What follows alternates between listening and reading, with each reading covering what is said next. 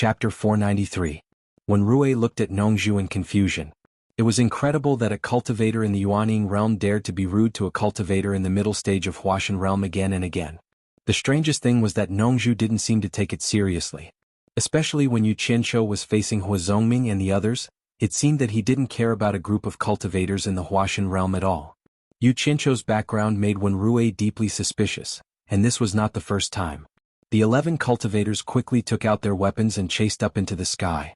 However, as soon as they reached midair, they spread out into a circle and surrounded him as they chased after him.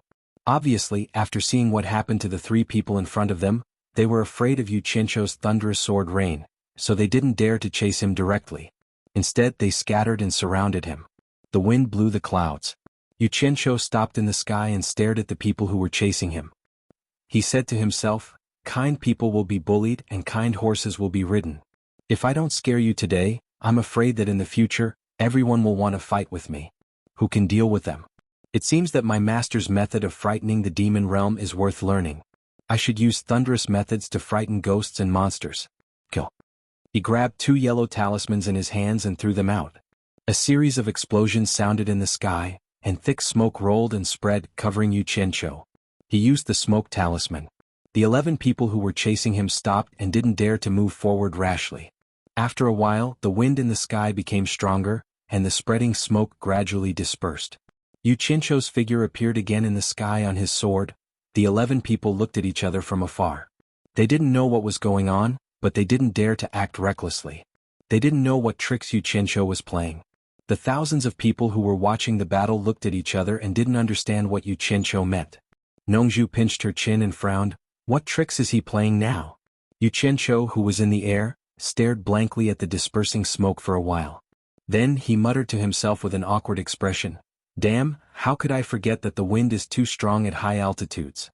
Originally, he wanted to set up a smoke screen in the air and then use his advantage of being able to control 1,000 swords to launch a sneak attack. Who knew that as soon as the smoke screen appeared, it would be blown away by the strong wind at high altitudes. Even he had fooled himself, let alone others. Unless it was a roundworm in his stomach, no one would be able to guess what he was playing at. Yu Qianqiu glanced at the 11 people who were biding their time. "What are you guys so nervous about?"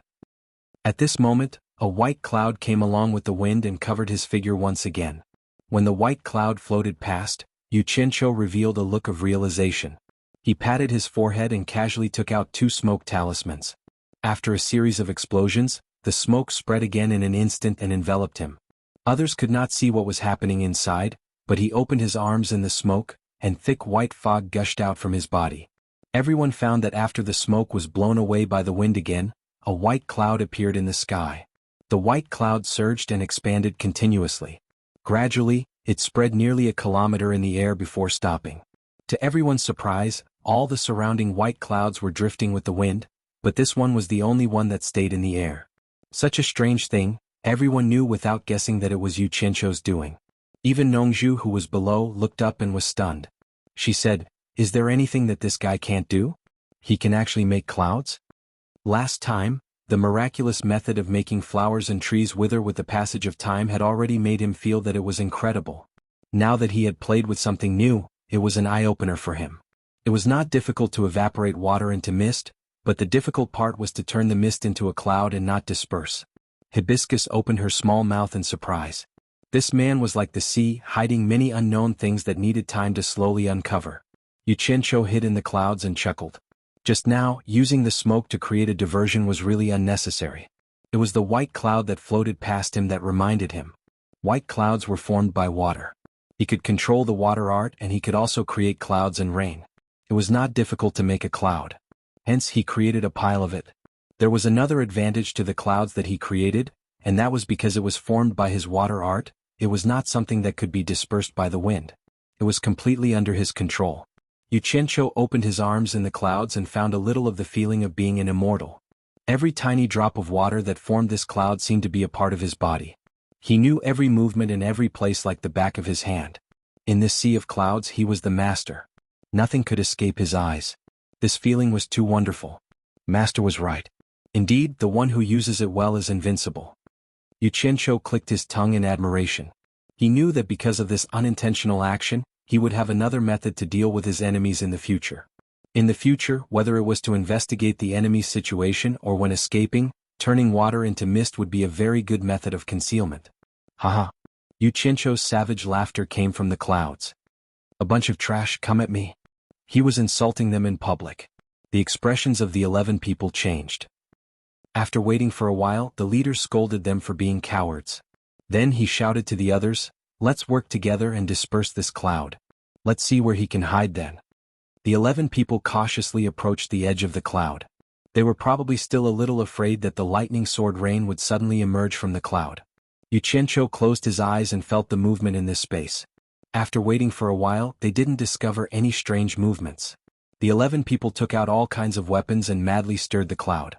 However, no matter how many changes you stirred or how many thousands of strands you pulled out, it would slowly float back. It was impossible to disperse it. Someone was so angry that he released his flying sword into the cloud and shot it randomly. With someone taking the lead, everyone else took out their own weapons and madly attacked the cloud. Xianxia crossed his arms in front of his chest. With a smile on his face, he stepped on the sword and didn't even bother to open his eyes. He leisurely dodged the attacks. This was his world. In this world, no matter how fast your flying sword was, where it came from, where it was going, and where it was moving, it would all appear clearly in his mind. As long as he dodged in advance, he would be able to evade it effortlessly. The 11 people madly attacked for a long time, but they didn't hear any reaction from inside. However, they didn't dare to go deep into the cloud. No one wanted to face the scene of thousands of swords. The leader shouted angrily, "Xianxia, if you have the guts, come out and fight openly. You're a pig brain. You have the nerve to say that you want to fight openly when 11 of you are fighting me alone." Xianxia's sneer came from inside. Everyone listened to the sound and determined the location. They took out their mystic tools and attacked the place where the sound came from. As a result, their mystic tools collided with each other. A series of rumbling noises came from inside, shaking the cloud. After recalling their mystic tools, Xianxia sneered again, "A bunch of cowardly rats." The voice came from another location. The 11 of them attacked at the same time, but once again they missed. So Xianxia kept mocking him. The 11 people took turns to attack, but every time they missed, Xianxia's voice would change to another place and continue to sneer. After a while, someone suddenly shouted, "Everyone release your divine sense and search. Let's see where he can run to." Everyone cheered and did as they said. Xianxia secretly sneered after hearing that. He finally reacted. "I'm waiting." With a flick of his sleeves, hundreds of black shadows drilled into the sea of clouds. Once the 11 people's divine sense entered the sea of clouds, they couldn't help but think that it was a close shave. There was a black flying sword hanging in the air every few days. No wonder this guy hid inside and refused to come out. As everyone expected, he wanted to lure everyone in for a sneak attack. But the strange thing was, when everyone released their mystic tools to attack, why didn't they touch these flying swords? Everyone used their divine sense to check these black flying swords, but they didn't find anything special. Their divine sense continued to spread inside. Xianxia closed his eyes to feel the movements of the 11 divine senses in the clouds. When they were deep inside, his eyes suddenly opened. The hundreds of flying swords instantly released the power of the black fire and shot towards the 11 divine senses. Actually, he understood the power of the black fire. Otherwise, it wouldn't have become the mystical fire that separated the yin and yang realms. Ever since he got it, he had been suppressing its use and never abused it. Because he knew that the trump card was to be used as a trump card. He couldn't always take it out to show off. Otherwise, it wouldn't have the miraculous effect of killing. Unless it was a critical moment, he would never take it out and use it openly. Occasionally he would use it for a while. In an instant, the sky was filled with cries of grief. That kind of unforgettable, soul-burning pain was unbearable for anyone. The sound was so miserable that even the people below had goosebumps when they heard it. The people who were watching the battle with their heads raised were shocked by the screams. They saw the cloud in the sky suddenly expand and engulf the 11 people in an instant. Soon, the screams disappeared without a trace. Everyone looked at each other in dismay. They all knew that the 11 people were probably finished. What puzzled everyone was that those people were still fine outside the cloud, so why did they suddenly curl up into a ball and let out such miserable wails? What the hell happened? Xianxia stood quietly in the cloud. The 11 twisted corpses had been turned into beehives by the flying swords. The flying swords stabbed the corpses in front of him and cut off the storage pouches hanging from the waist of the 11 corpses. He raised his palm and hundreds of flying swords drilled out of the corpses and returned to his sleeve. Losing their support, the 11 corpses fell from the clouds with a whoosh. Xianxia watched them leave. He put his palms together and chanted, Amitba, I really didn't want you to reveal my secret. So I killed you.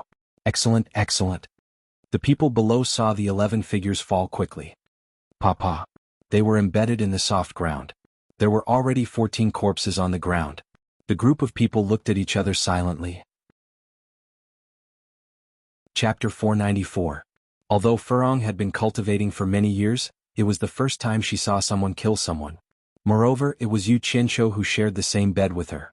He killed one person in the imperial palace, and now he killed 14 people here. Especially those shrill screams just now, it made her hands and feet feel a little numb. Nongzhu noticed her abnormality. From her eyes, which were as pure as her own daughter's, she saw a frightened expression. She frowned slightly and thought to herself, I don't know where Xianxia kidnapped this girl from. It seems that she has never seen the world. How can he take her to walk in this kind of environment? No wonder that guy asked me to bring her back. Ouch. A long howl came from the 9th heaven, which attracted everyone's attention. They saw Xianxia jump out of the white clouds, riding on his flying sword and descending rapidly. As soon as he came out, the big cloud began to fluctuate. It was wrinkled by the wind, changed shape and slowly drifted away. The flying sword fell rapidly from the sky. When it was close to the ground, it suddenly drew an arc and threw its head up. Xianxia jumped up in the air, somersaulted a few times and landed steadily on the ground. The flying sword made a cyan arc and went into his sleeve with a swoosh. Xianxia strode to Wenrui's feet and picked up the 2 storage bags in front of everyone's eyes. Then he walked back to the field with the bags in his hand. He glanced around coldly, raised the storage bags in his hand, and shouted with unyielding fighting spirit, Who else is not convinced? Xianxia will fight with you anytime. The crowd moved and whispered to each other.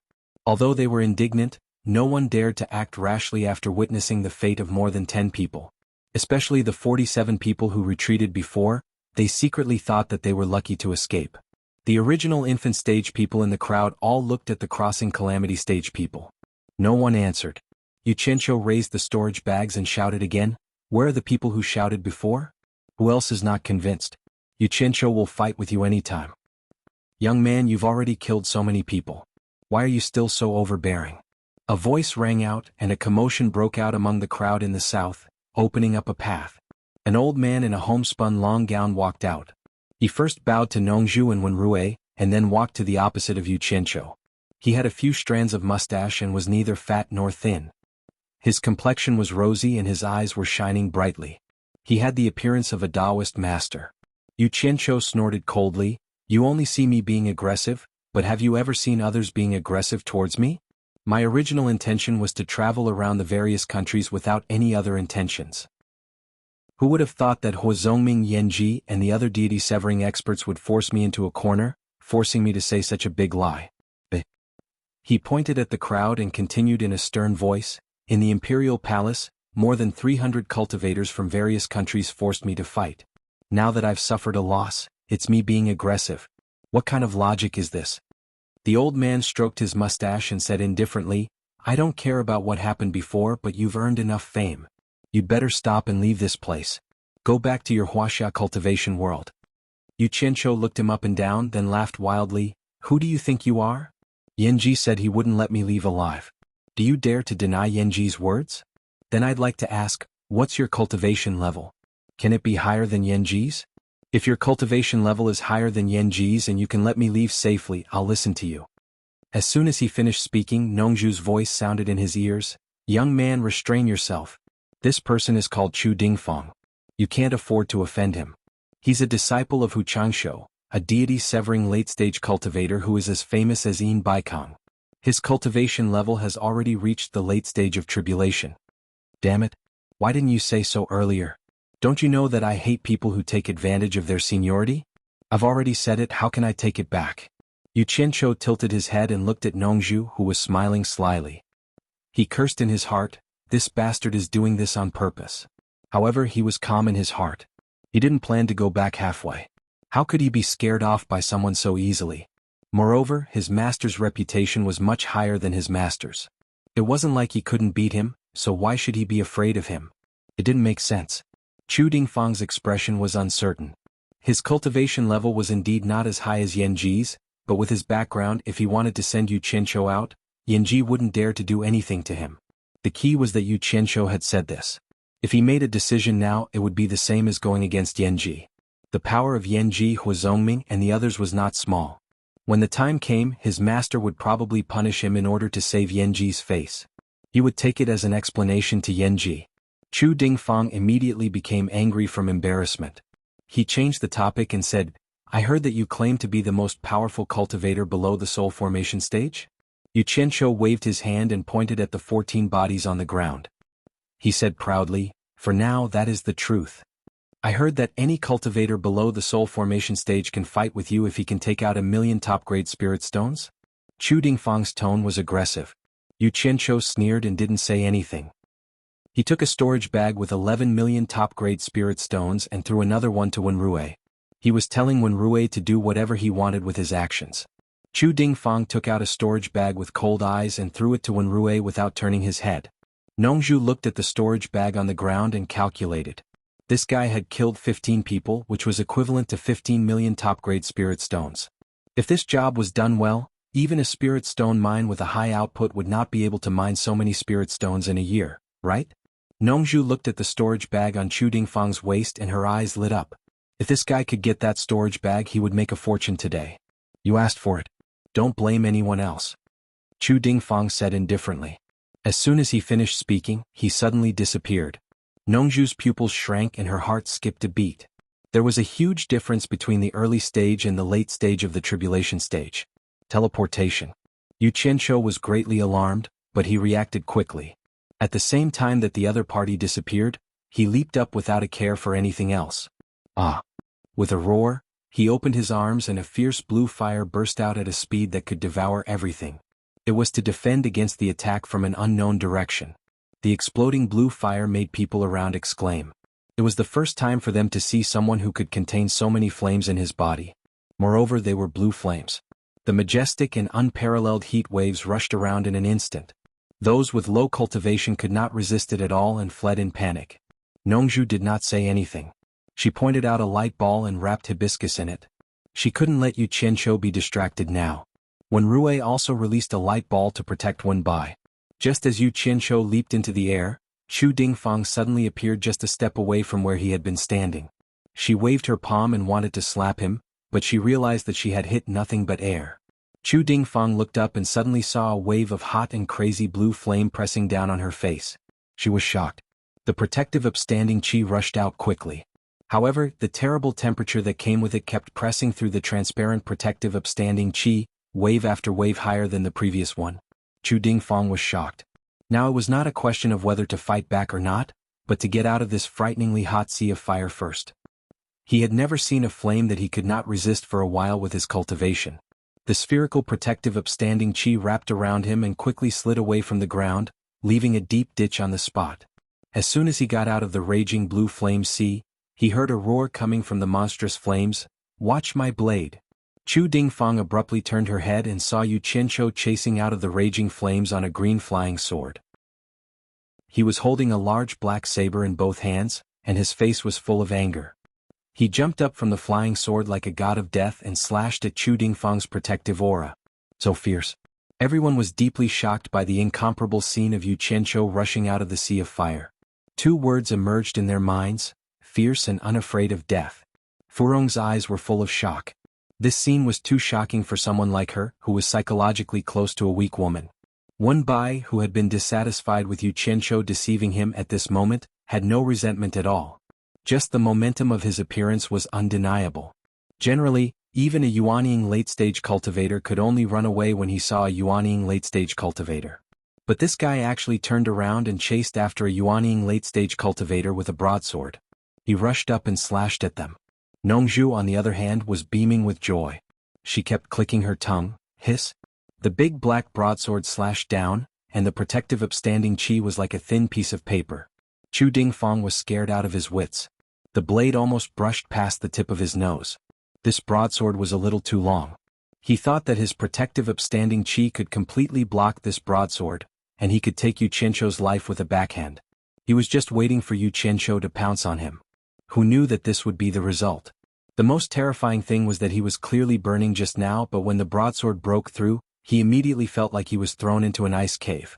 There was also the heart-palpitating aura that came head-on, as if he had instantly arrived at hell on earth. Little did he know that Xianxia was also very regretful. If he had been a little more courageous just now and pounced forward a little more, he might have been able to chop this old bastard alive with this broadsword. However, there was no medicine for regret in this world. But it still gave him courage, and he waved his broadsword and roared, "Meeting on a narrow path, the brave one wins." His voice was loud enough to shake the surroundings, as if he was afraid that people did not know how brave he was. Chu Dingfang was shocked for a moment, and frantically dodged, not knowing how to quickly teleport away. Xianxia chased after him, raising his broadsword with both hands and slashing wildly.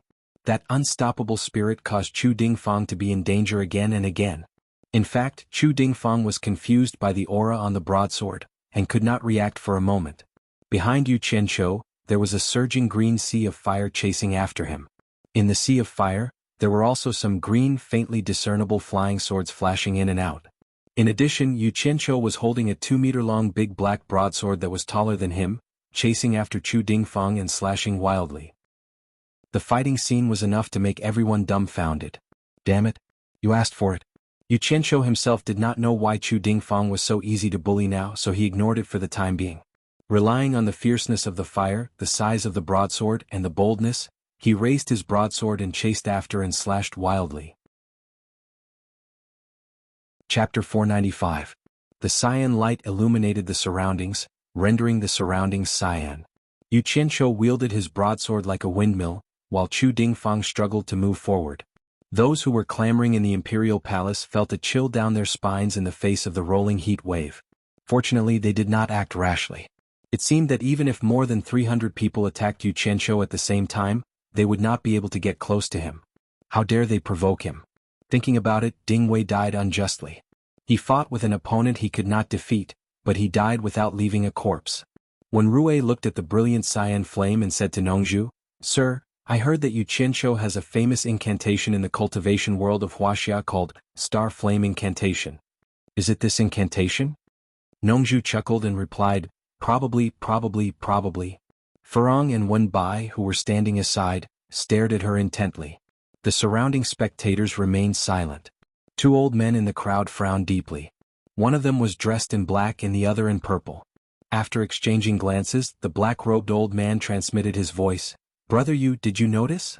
Chu Dingfang seems to be a little off." "Yes, he seems to be in a trance."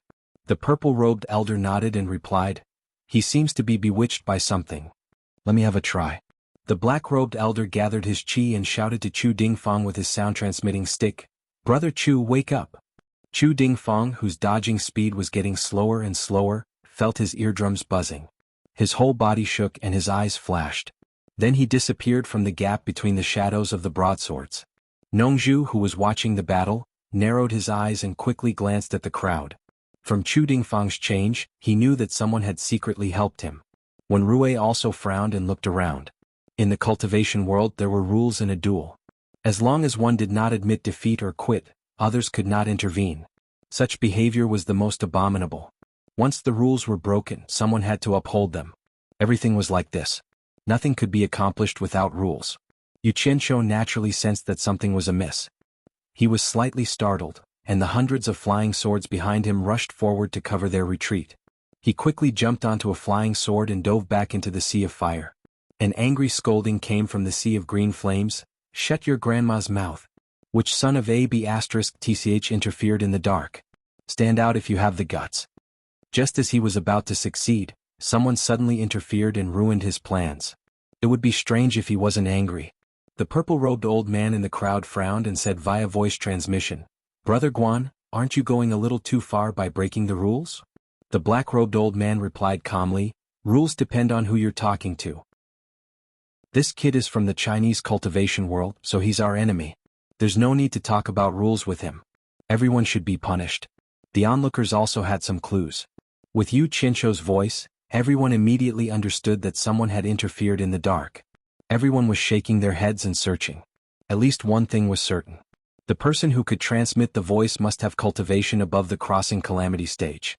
Therefore, Everyone's eyes fell on the faces of the cultivators at the crossing calamity stage. However, transmission was elusive. It was difficult to find evidence except for the person involved. If the person involved didn't admit it, others couldn't do anything even if they guessed who it was. After all, there was no solid evidence. Nongzhu and Wenrui looked around. They looked at each other and shook their heads. There was nothing they could do. Suddenly, the two of them raised their heads and looked up at the sky. Their reaction attracted everyone's attention. They saw Chu Dingfang standing still in the air. Apparently, he was adjusting his body. Maybe his body was affected by something just now. After a long time, he slowly descended. A cold light flashed out of his storage bag. It flew around him for a few rounds and landed in his hand. It was a weapon that looked like a sword or a saber. It seemed like they were going to make a big move. The unusual atmosphere caused Yu Qianzhou to pop his head out of the sea of flames to look. When he discovered Chu Dingfang above him, he was just about to shrink back into the sea of flames when his gaze landed on Chu Dingfang's weapon. Ghost blade? In this moment of delay, Chu Dingfang's eyes narrowed and she immediately discovered him. He dashed toward Meng Qi. He shook the saber in his hand and a huge shadow dozens of meters long appeared. The huge saber shadow slashed down at the sea of fire. Damn. Yu Qianzhou was slightly shocked. He quickly dove into the sea of fire to avoid it. The saber energy that came slashing down from the air stirred up a powerful gust of wind as it charged forward. With a loud boom, the sea of green flames that covered an area of several hundred square meters was struck to the bottom with one slash. Earth and rocks flew everywhere. The sea of fire that had been split into two was pushed to the sides by the strong wind. Why is the sky clear? Yu Qianzhou, who was hiding in the sea of fire, immediately revealed himself. At this moment, he was standing on the flying sword with a dumbfounded expression. He was holding a large saber as he stood there like a little wife who had been stripped naked and had suffered all kinds of grievances. There was a long and unforgettable trench on the ground.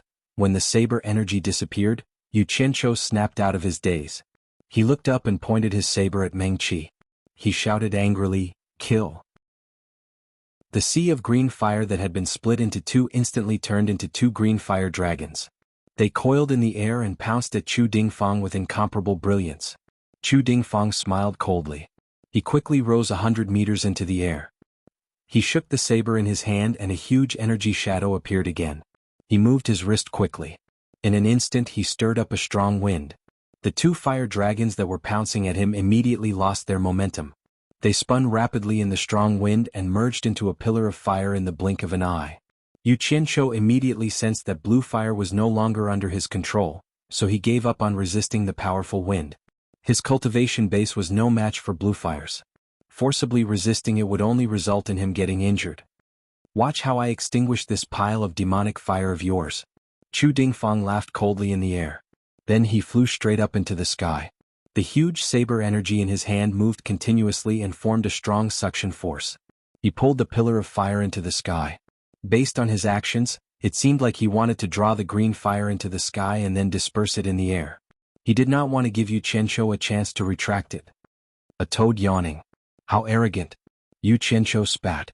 Although he could not fight his opponent head-on with his cultivation base, his opponent's cultivation base was not strong enough to seal everything.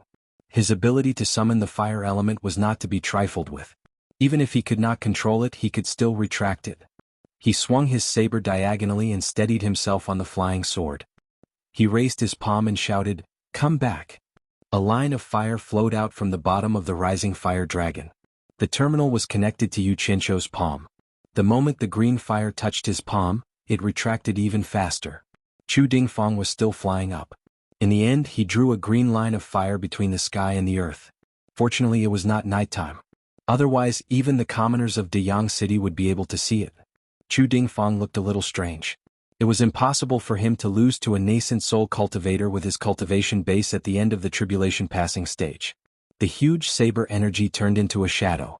Even the people on the ground a few hundred meters below reacted. Their clothes and hair were all sucked up. They had to circulate their energy to suppress it. However, this place was formed by the mountain peak that Yin Baikong had destroyed. The new layer of soil on the surface was soft.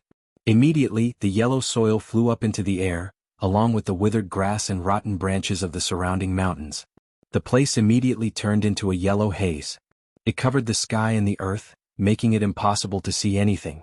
Although the commotion was not small, it could not stop the green fire from flowing out of the eye of the storm. Like an overturned hourglass, it poured down in torrents. Xianxia extinguished the last wisp of azure flame. He couldn't see where the person above it was. He flung his sleeve and a steady stream of azure light flashed out. Thousands of flying swords danced in the air. With a point of his finger, the thousands of flying swords exploded and shot into the sky. He rode his sword to the side and flew into the sky from the dusky haze. Chu Dingfang made her last effort, but her words still became a joke. She couldn't help but be angry out of shame. He put away his saber and looked down. It was a yellow haze. He could not see what was below him from the sky. He reckoned that the people below him could not see what was above him. Just as he was about to rush down, he heard an urgent whistling sound. Green lights flashed everywhere in the yellow haze. A group of flying swords randomly shot towards him without a target. The saber energy in his hand rose again. With a few casual swings, he knocked away dozens of flying swords that were shooting towards him. However, it was this collision that immediately disturbed the other flying swords. The thousands of flying swords seemed to have gone berserk. They all turned and shot towards him in a frenzy. Chu Dingfang snorted coldly and disdainfully. His target was Xianxia. He teleported and disappeared. When he reappeared, he was already on the ground. He looked around but did not see Xianxia. Seeing that many people were looking up at the sky, he immediately understood that the fellow had gone up. With a swoosh, he shot up into the sky again. When he was in the sky, he realized that he had created a big problem for himself. It was difficult to see people clearly in the yellow haze. He had to be on guard against that fellow's sneak attacks. Chu Dingfang suddenly realized that something was wrong. The earthy smell was getting lighter. The yellow haze was getting wider and seemed to be getting thicker. The scene of the 11 people fighting flashed in his mind. He was shocked and knew that this was not good. He quickly swept his divine sense around, searching for Xianxia's position. Suddenly he found a big black saber floating in the haze. It seemed to be the saber that Xianxia used. Chu Dingfang's heart was beating wildly. The power of this saber was too strong. It broke through his aura shield like a paper knife. It was as easy as blowing off dust. This was in the hands of that fellow. If it fell into his hands, with his cultivation, he was afraid that among the cultivators in the final stage of the tribulation passing stage, no one would be a match for him. Although he knew that it might be a trap, he could not help but release his divine sense to investigate. The key was that the temptation of this saber was too great. He thought, if I don't go over, what can he do to me? His divine sense touched the body of the saber. Before it went deep, he felt a strange and majestic aura. It contained an unknown and mysterious power. Just by touching it with his divine sense, he felt a lingering fear in his heart. Chapter 496. The spectators below also noticed something was wrong from the gradually fading yellow dust. There was another cloud in the sky, motionless. The cloud was exactly the same as the previous battle, and it immediately gave everyone a strange feeling. Could Chu Dingfang be inside? The crowd could not help but look at each other. Especially the black-robed elder and the purple-robed elder, they already felt something was wrong. However, the cloud was still peaceful and quiet, without any reaction. Would that guy play the same trick again? Nongzhu pinched her chin and thought. Xianxia hid in a corner of the cloud, sensing the movement inside. Seeing that Chu Dingfang had fallen into his trap, he sneered. In order to prevent the other party from escaping after discovering something was wrong, he deliberately offered the tempting big black saber, which made the other party salivate. Noticing that Chu Dingfang's divine awareness had touched the big black saber, he slowly stretched out his clenched fist and suddenly opened it. Chu Dingfang's divine awareness sensed the majestic power in the big black saber, hesitating whether to take it or not, but he was afraid of falling into a trap. After all, it was not so easy. After thinking about it, he decided not to rush. After he killed that guy, the saber would still be his. However, just when his divine awareness was about to leave the big black saber and continue to search for Xianxia, there was a sudden bang. The big black saber exploded in an instant, exploding into a raging black flame, instantly drowning his divine awareness in a black sea of fire. The pain that followed was like being cut by thousands of knives, appearing in every corner of his body in an instant. It was like countless sharp knives were cutting every piece of his skin and drilling into every bone. There seemed to be countless worms wriggling in his head, nibbling away at them. It was like his whole body was suffering in a fire, as if it was going to burn him alive. The pain was suffocating, but he was struggling in the endless sea of bitterness, never able to find the other side, and had to suffer like this. The heart-wrenching pain that he was unable to extricate himself from numbness occupied every single one of his nerves. The pain seeped into his bones and soul. Ah! Chu Dingfang hugged her head with her hands and curled into a ball. Her face was twisted to the extreme. She tore off her beard and hair with her hands and scratched her face with her nails. She didn't seem to know who she was and was in a state worse than death. *CK me. Yu was slightly stunned. He did not expect the response to be so extraordinary. This guy's cultivation level was too high. He was afraid that ordinary methods would not work on him, so he purposely blew up the black knife condensed by the black fire and enlarged the fire to burn his mother's divine sense. He did not expect that it would burn a little too much. He appeared on his sword and charged over. With a wave of his hand, he collected the black flames cleanly. Chu Dingfang could no longer stay in the air. Her body swayed and fell down from the clouds. Yu Qianqiu quickly rushed over and grabbed the old man's storage pouch, lifting him up. The old man's twisted and struggling appearance was truly unbearable to look at. The old man couldn't even scream and could only howl. He raised one hand and a green flame appeared. He wanted to give him a quick death. However, after a slight pause, the green flame left a little green glow on her fingertips and cut the rope on the storage bag. Chu Dingfang fell down. "I'll use you to test my absorbing star's great skill." Yu Qianqiu swung his palm at the falling person. White smoke rose from Chu Dingfang's body, and he instantly shriveled up like a skeleton.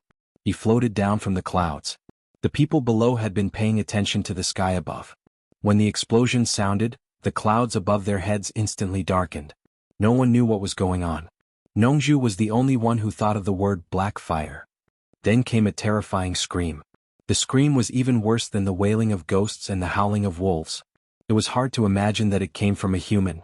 Judging from the tone, it should be Chu Dingfang's voice. Another person followed in his footsteps, and it was an expert at the final stage of the tribulation passing stage. Everyone looked at each other, wondering what was wrong with the clouds. Whoosh! Chu Dingfang's katana was the first to fall. It directly stabbed into the ground, proving that the unfortunate person they had guessed was right. Then everyone saw a body fall. The strange thing was that the speed of the body's fall was not that fast and it seemed to be floating. Pow! Chu Dingfang, who was curled up, squatted steadily on the soft ground. Not dead? Everyone was stunned. Suddenly there was a crisp hua sound. Under the watchful eyes of the crowd, Chu Dingfang was instantly torn into pieces after a short pause. Her entire body shattered into a pile and collapsed on the ground. His whole body collapsed into pieces and powder. Hiss! Many people in the crowd gasped in disbelief. What kind of death was this? In fact, the moment Chu Dingfang's body broke into pieces, the person who was facing him saw the unforgettable scene. His face was dry and shriveled and he was just skin and bones. Even his eyeballs had dried up to the size of 2 soybeans, hanging outside his eye sockets. The inside of his eye sockets were dark. The skin and flesh on his face shrunk together, and his white teeth had also decayed into a withered yellow color. It was as if Chu Dingfang had lived for thousands of years, and he was a dried corpse from thousands of years in the future. If not for the movement above and the robe on his body, who would believe that he was Chu Dingfang? Unfortunately, the direction he was facing was where hibiscus was. Furong retched and almost threw up. Fortunately, the dried corpse collapsed in the blink of an eye. Otherwise, Furong would have vomited if she had looked at it for a while longer. When Rui was also shocked. This kind of death was too strange. Nongzhu's pupils suddenly shrank. She immediately thought of the scene of Yu Qianqiu taking away the life of a flower with one palm strike that night. It had also withered in an instant. Although one was a flower and the other was a human, there was no doubt that both of them had the same experience. This guy finally used this skill on a human. Nongzhu remembered that Yu Qianqiu wanted to try this skill on her that night. If she had agreed at that time but could not resist it, she would have ended up like the ugly rotten corpse in front of her. She shuddered at the thought that she might become like this. The more she thought about it, the more scared she became. She could not help but curse in her heart. Bastard, he doesn't even know the importance of something he has just learned, and he wants to use me to practice. I don't know what old Bai taught him. Of all the things he could have taught me, why did he teach me such a scary thing? Nongzhu decided on the spot that she would leave this place as soon as this thing was over. She could not help but talk back to that guy. If she made him angry one day, he would do the same to her. What if she could not resist it? When Rui took a deep breath, turned his head and asked, "Mister, I've never seen or heard of the magic arts used by Yu Qianqiu. Can you tell me where he came from?" In his impression, Mr. Nongzhu had the widest circle of friends in the world. Since he was tolerant of Yu Qianqiu and everything, he must know his background. Nongzhu paused and shook her head slightly. She replied, "You'd better not know. Anyway, his background is very powerful. Your Wen family can't afford to offend him." "Is he Bai Changchun's disciple?" Wen Rui was surprised. The old ancestor of the Wen family, Wen Lanfeng, was the second master in the world, second only to Bai Changchun. If the Wen family couldn't afford to offend him, who else could it be except Bai Changchun? Nongzhu was stunned. He had guessed it correctly. But what Wen Rui said next made her even more stunned. Wen Rui shook his head and denied himself. "I don't think so. I've seen Bai Changchun's skills. Even if it's unpredictable and unconstrained, it's completely dignified and arrogant. It's not similar to Yu Qianqiu's skills at all. A master and disciple wouldn't be like this. And Yu Qianqiu's skill is full of evil qi.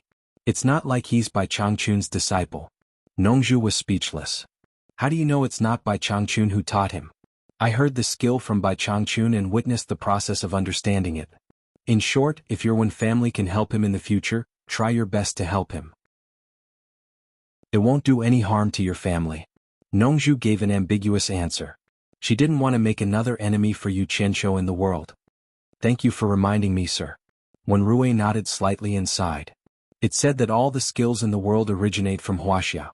Yu Qianqiu is from wuxia and his skills are really magical. It seems that it's a good thing that our Wen family didn't intervene in the fight between the two sides. The vast wuxia is really full of hidden talents. It's not as simple as it looks. I'm afraid that things won't go so smoothly for the other countries. Nongzhu glanced at him and was speechless.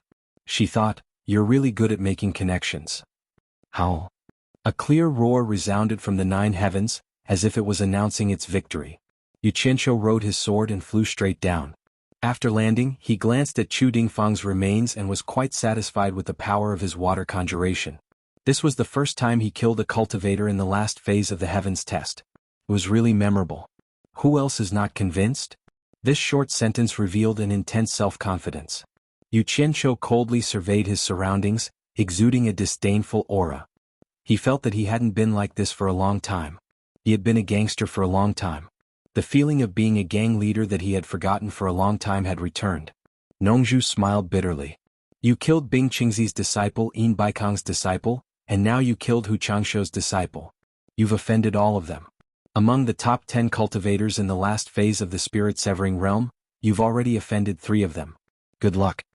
The black-robed elder in the crowd transmitted his voice to the purple-robed elder beside him. "Brother Yu, this kid's cultivation is still low, but he has already shown his outstanding talent.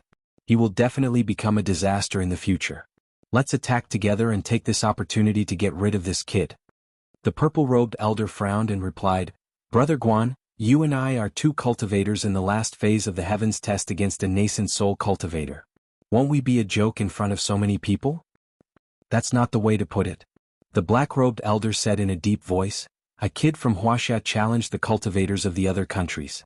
If we let him leave alive and none of us can stop him, that would be the biggest joke in the world. What's more, he said it himself. It doesn't matter if we all attack together. It's not against the rules if it's just us." Chapter 497. "Brother Guan, didn't you notice that this kid's magic art is a bit strange? Do you really think we can kill him?" The purple-robed elder voiced out his concern. The black-robed elder laughed and said, "Brother Yu, you worry too much. Did you notice that this kid's secret lies in the mist? As long as we don't go into the mist, he can't do anything to us. Or rather, kill him before he can release the cloud and mist. If we fight together, I don't think that kid will have the chance to release the mist. Brother Yu, after we kill that kid, we can split the things in the storage pouch, including the 2 sabers. What do you think?" The purple-robed elder was hesitant at first, but when he heard about the 2 sabers, he frowned and nodded slightly. "Maybe we can try." Yu Qianqiu thought that the battle just now was enough to shock this group of people. Seeing that no one answered him, he sneered and was about to pick up the storage pouch. Unexpectedly, before he could reach Wen Rui, 2 storage pouches flew through the air and smashed in front of him. Looking back, an old man in a black robe and an old man in a purple robe appeared out of nowhere. The former sneered and said, "You don't need to pick up the things, we will pick them up for you later." His tone was full of confidence. The onlookers were in an uproar again. When they saw that Yu Qianqiu could kill Chu Dingfang, who was in the final stage of the Crossing Heavens test, They were really shocked.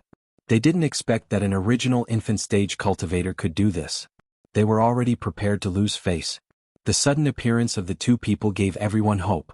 Many people knew them, and the appearance of these two cultivators in the final stage of the Crossing Heavens test surprised everyone. Originally, they thought that people in the final stage of the Crossing Heavens test would care about their reputation, so it was impossible for more than two people to fight a cultivator in the original infant stage at the same time. However, a cultivator in the final stage of the Crossing Heavens test might not be able to defeat Xianxia. Just when they were about to accept this unacceptable fact, something unexpected happened. At this moment, no one dared to look down on the behavior of these two people, because it concerned everyone's reputation. However, some people didn't like it. Nongzhu snorted coldly and said to Wenrui, "Some people are really shameless." Wenrui smiled but did not say anything. Xianxia was the one who boasted. Since he dared to say it, he must have the courage to face reality. He could not blame others.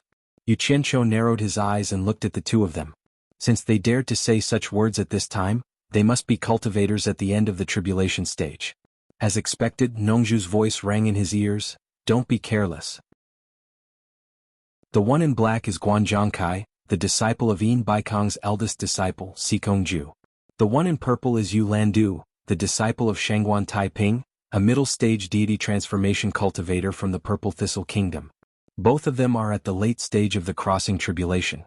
"Have the two of you decided to come at me together?" Xianxia asked sarcastically. Yu Landu's expression was slightly awkward. On the contrary, Guanzhongkai's expression was calm as he sneered, "If you are afraid, it is not too late. Kneel and beg for mercy. Leave behind the things in your storage pouch and I will spare your life. If you want the things, you have to have the ability to take them." As soon as Xianxia finished speaking, he immediately threw out a flying sword and quickly flew into the sky. These two clearly knew that he had some tricks up his sleeves. Since they still dared to come at him, they must have the confidence to deal with him. He did not dare to underestimate them now. Guanzhongkai sneered. A flying sword flashed out of his storage pouch and directly chased after Xianxia in the sky. He himself teleported and disappeared. Without any hesitation, Yulan soared into the sky at an extremely fast speed with a whoosh sound. Everyone's gaze was attracted to them. Farong had also roughly guessed the cultivation of these two. She tightly shut her mouth and did not say a word. She was silently worried. She was afraid that if she made a sound, it would affect Xianxia. Hearing the whistling sound coming from below, Xianxia glanced at it. He rode his sword and dodged horizontally, brushing past the flying sword. A strong gust of wind almost blew him off his sword.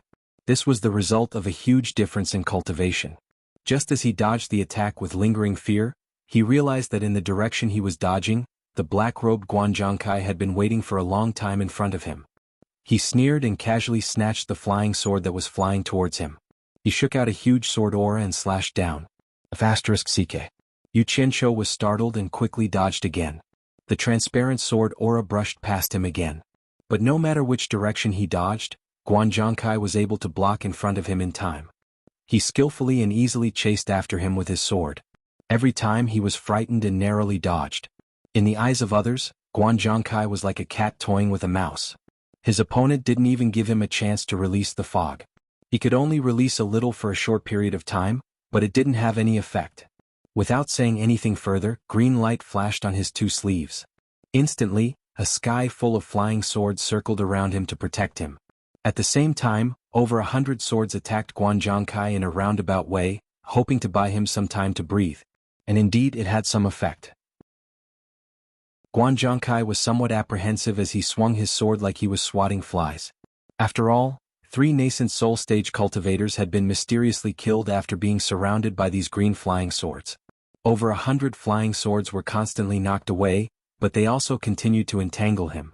They were just like flies. Whoosh! Suddenly, another whistling sound came from below. When he glanced over, he was startled again. It was Yulan who saw him start to counterattack.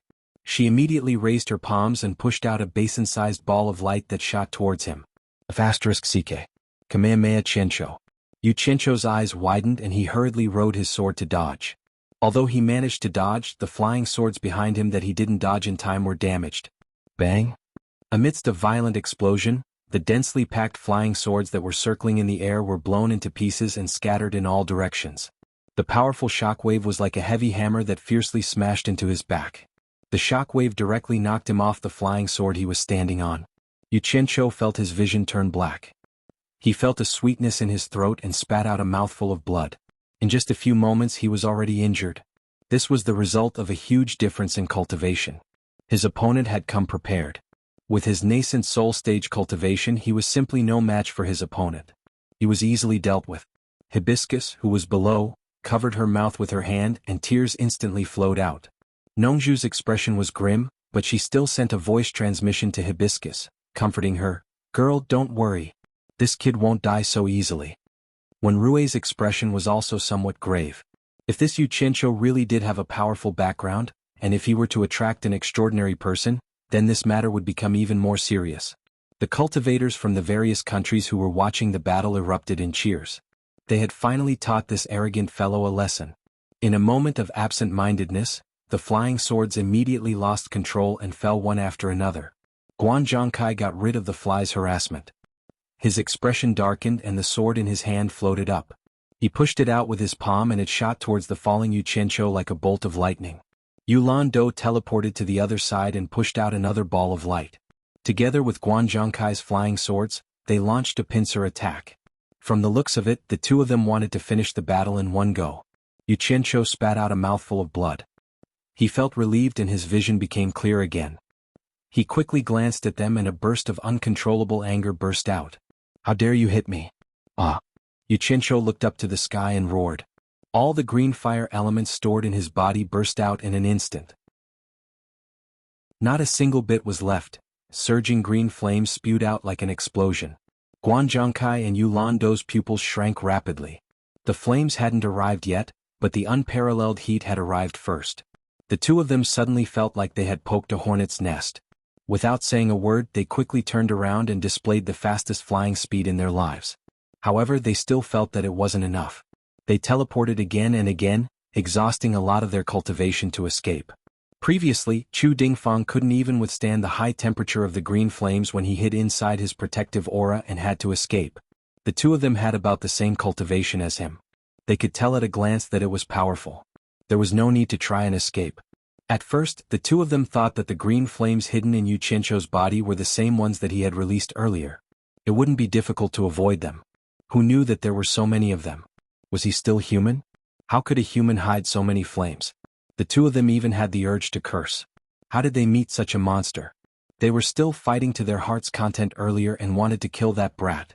How did they end up being forced to escape in the blink of an eye? If they had known earlier, they wouldn't have joined in the fun.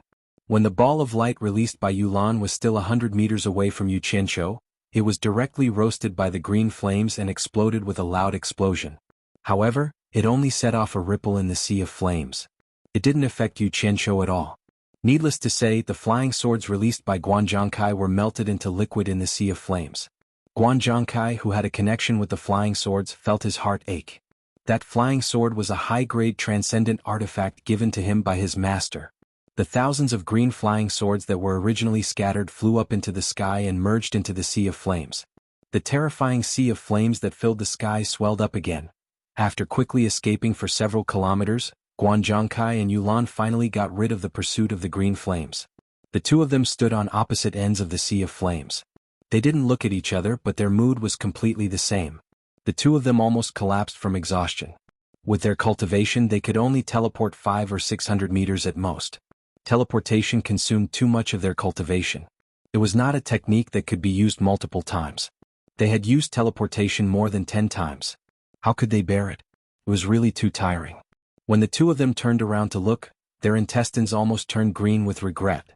They could have escaped to the sky or to the ground, but this fire chased them horizontally. However, they didn't dare to be sure. What if the other party could control the flames to chase them? This was very possible. An unforgettable scene appeared in the sky. Green flames. Green flames filled the sky, covering the sun. The sky within a radius of several kilometers was completely covered by the green flames. The dazzling green light illuminated the sky. Even Dayang City, which was several kilometers away, was alarmed. Some of the commoners climbed onto the roofs of tall buildings. Many of them squeezed out of the city to see the spectacle in the distant sky. Below the green flames, among the spectators, Those with low cultivation could no longer bear it. Although the green flames above and below were separated by more than 100 meters, if they continued to roast like this, how could they bear it? Chapter 498. However, the first to suffer were the remote mountains and forests around them. How could they withstand the power of the blue fire? Although they did not come into direct contact with the fire, it did not take long for them to catch fire.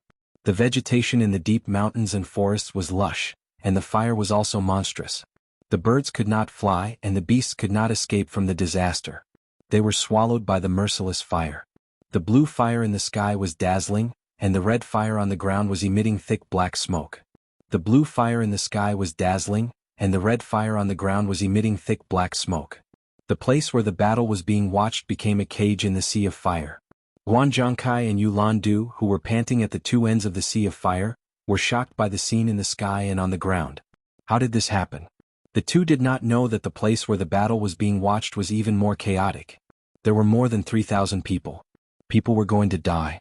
If they wanted to escape, only a few people with high cultivation were confident that they could break out of this endless sea of fire. Of course, they had to escape from the ordinary fire that was close to the ground.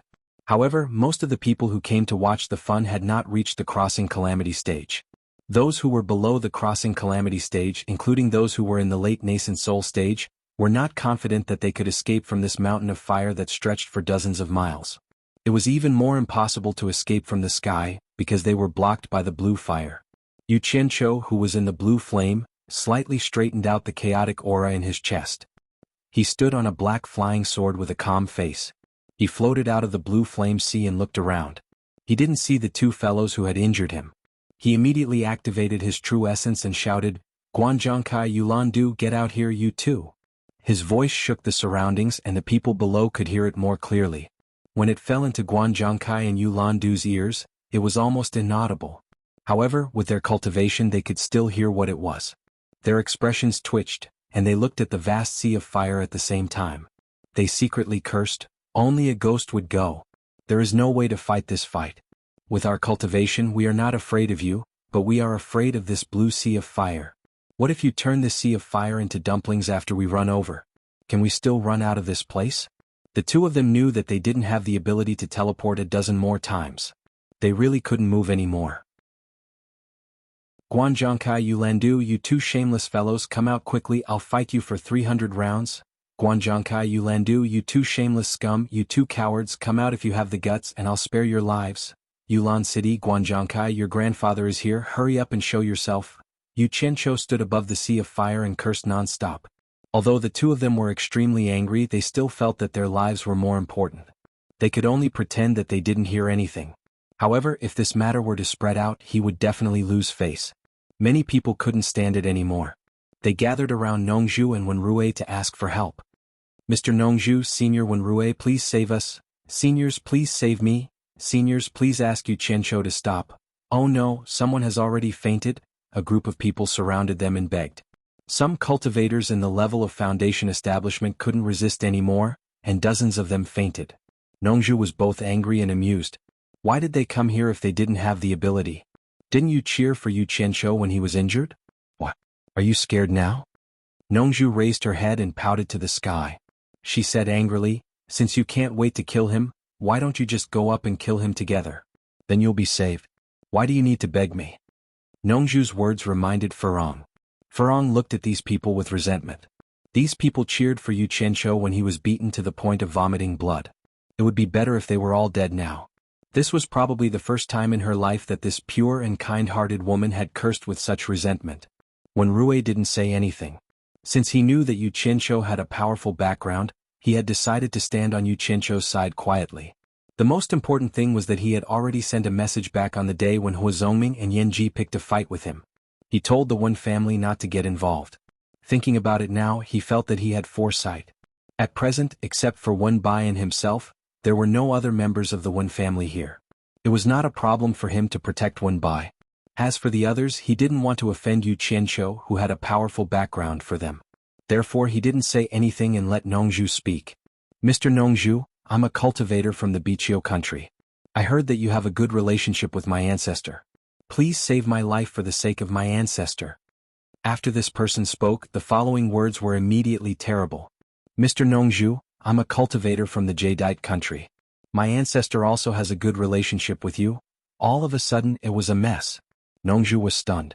She thought that it was a good thing to have many friends, but it turned out that it was complemented by troubles. This group of people had brought up their ancestors. They could ignore them, but they couldn't ignore their ancestors' faces. Guanzhongkai Yulandu, did the two of you grow up as eunuchs? Yuqianqiu was still cursing from above. Nongzhu listened to the curses, which were getting more and more colorful. She pointed to the sky and said helplessly, the duel is not over yet. According to the rules, others can't interfere. As soon as she finished speaking, someone immediately begged, Mr. Nongzhu, please ask Yuqianqiu to let us go. We don't want to watch the duel anymore. Let's go. Yes, we beg you. A person took the lead to kneel down. Immediately, a lot of people knelt down. Nongzhu coughed and waved her hand saying, get up. I'll try, but I don't know if it will work.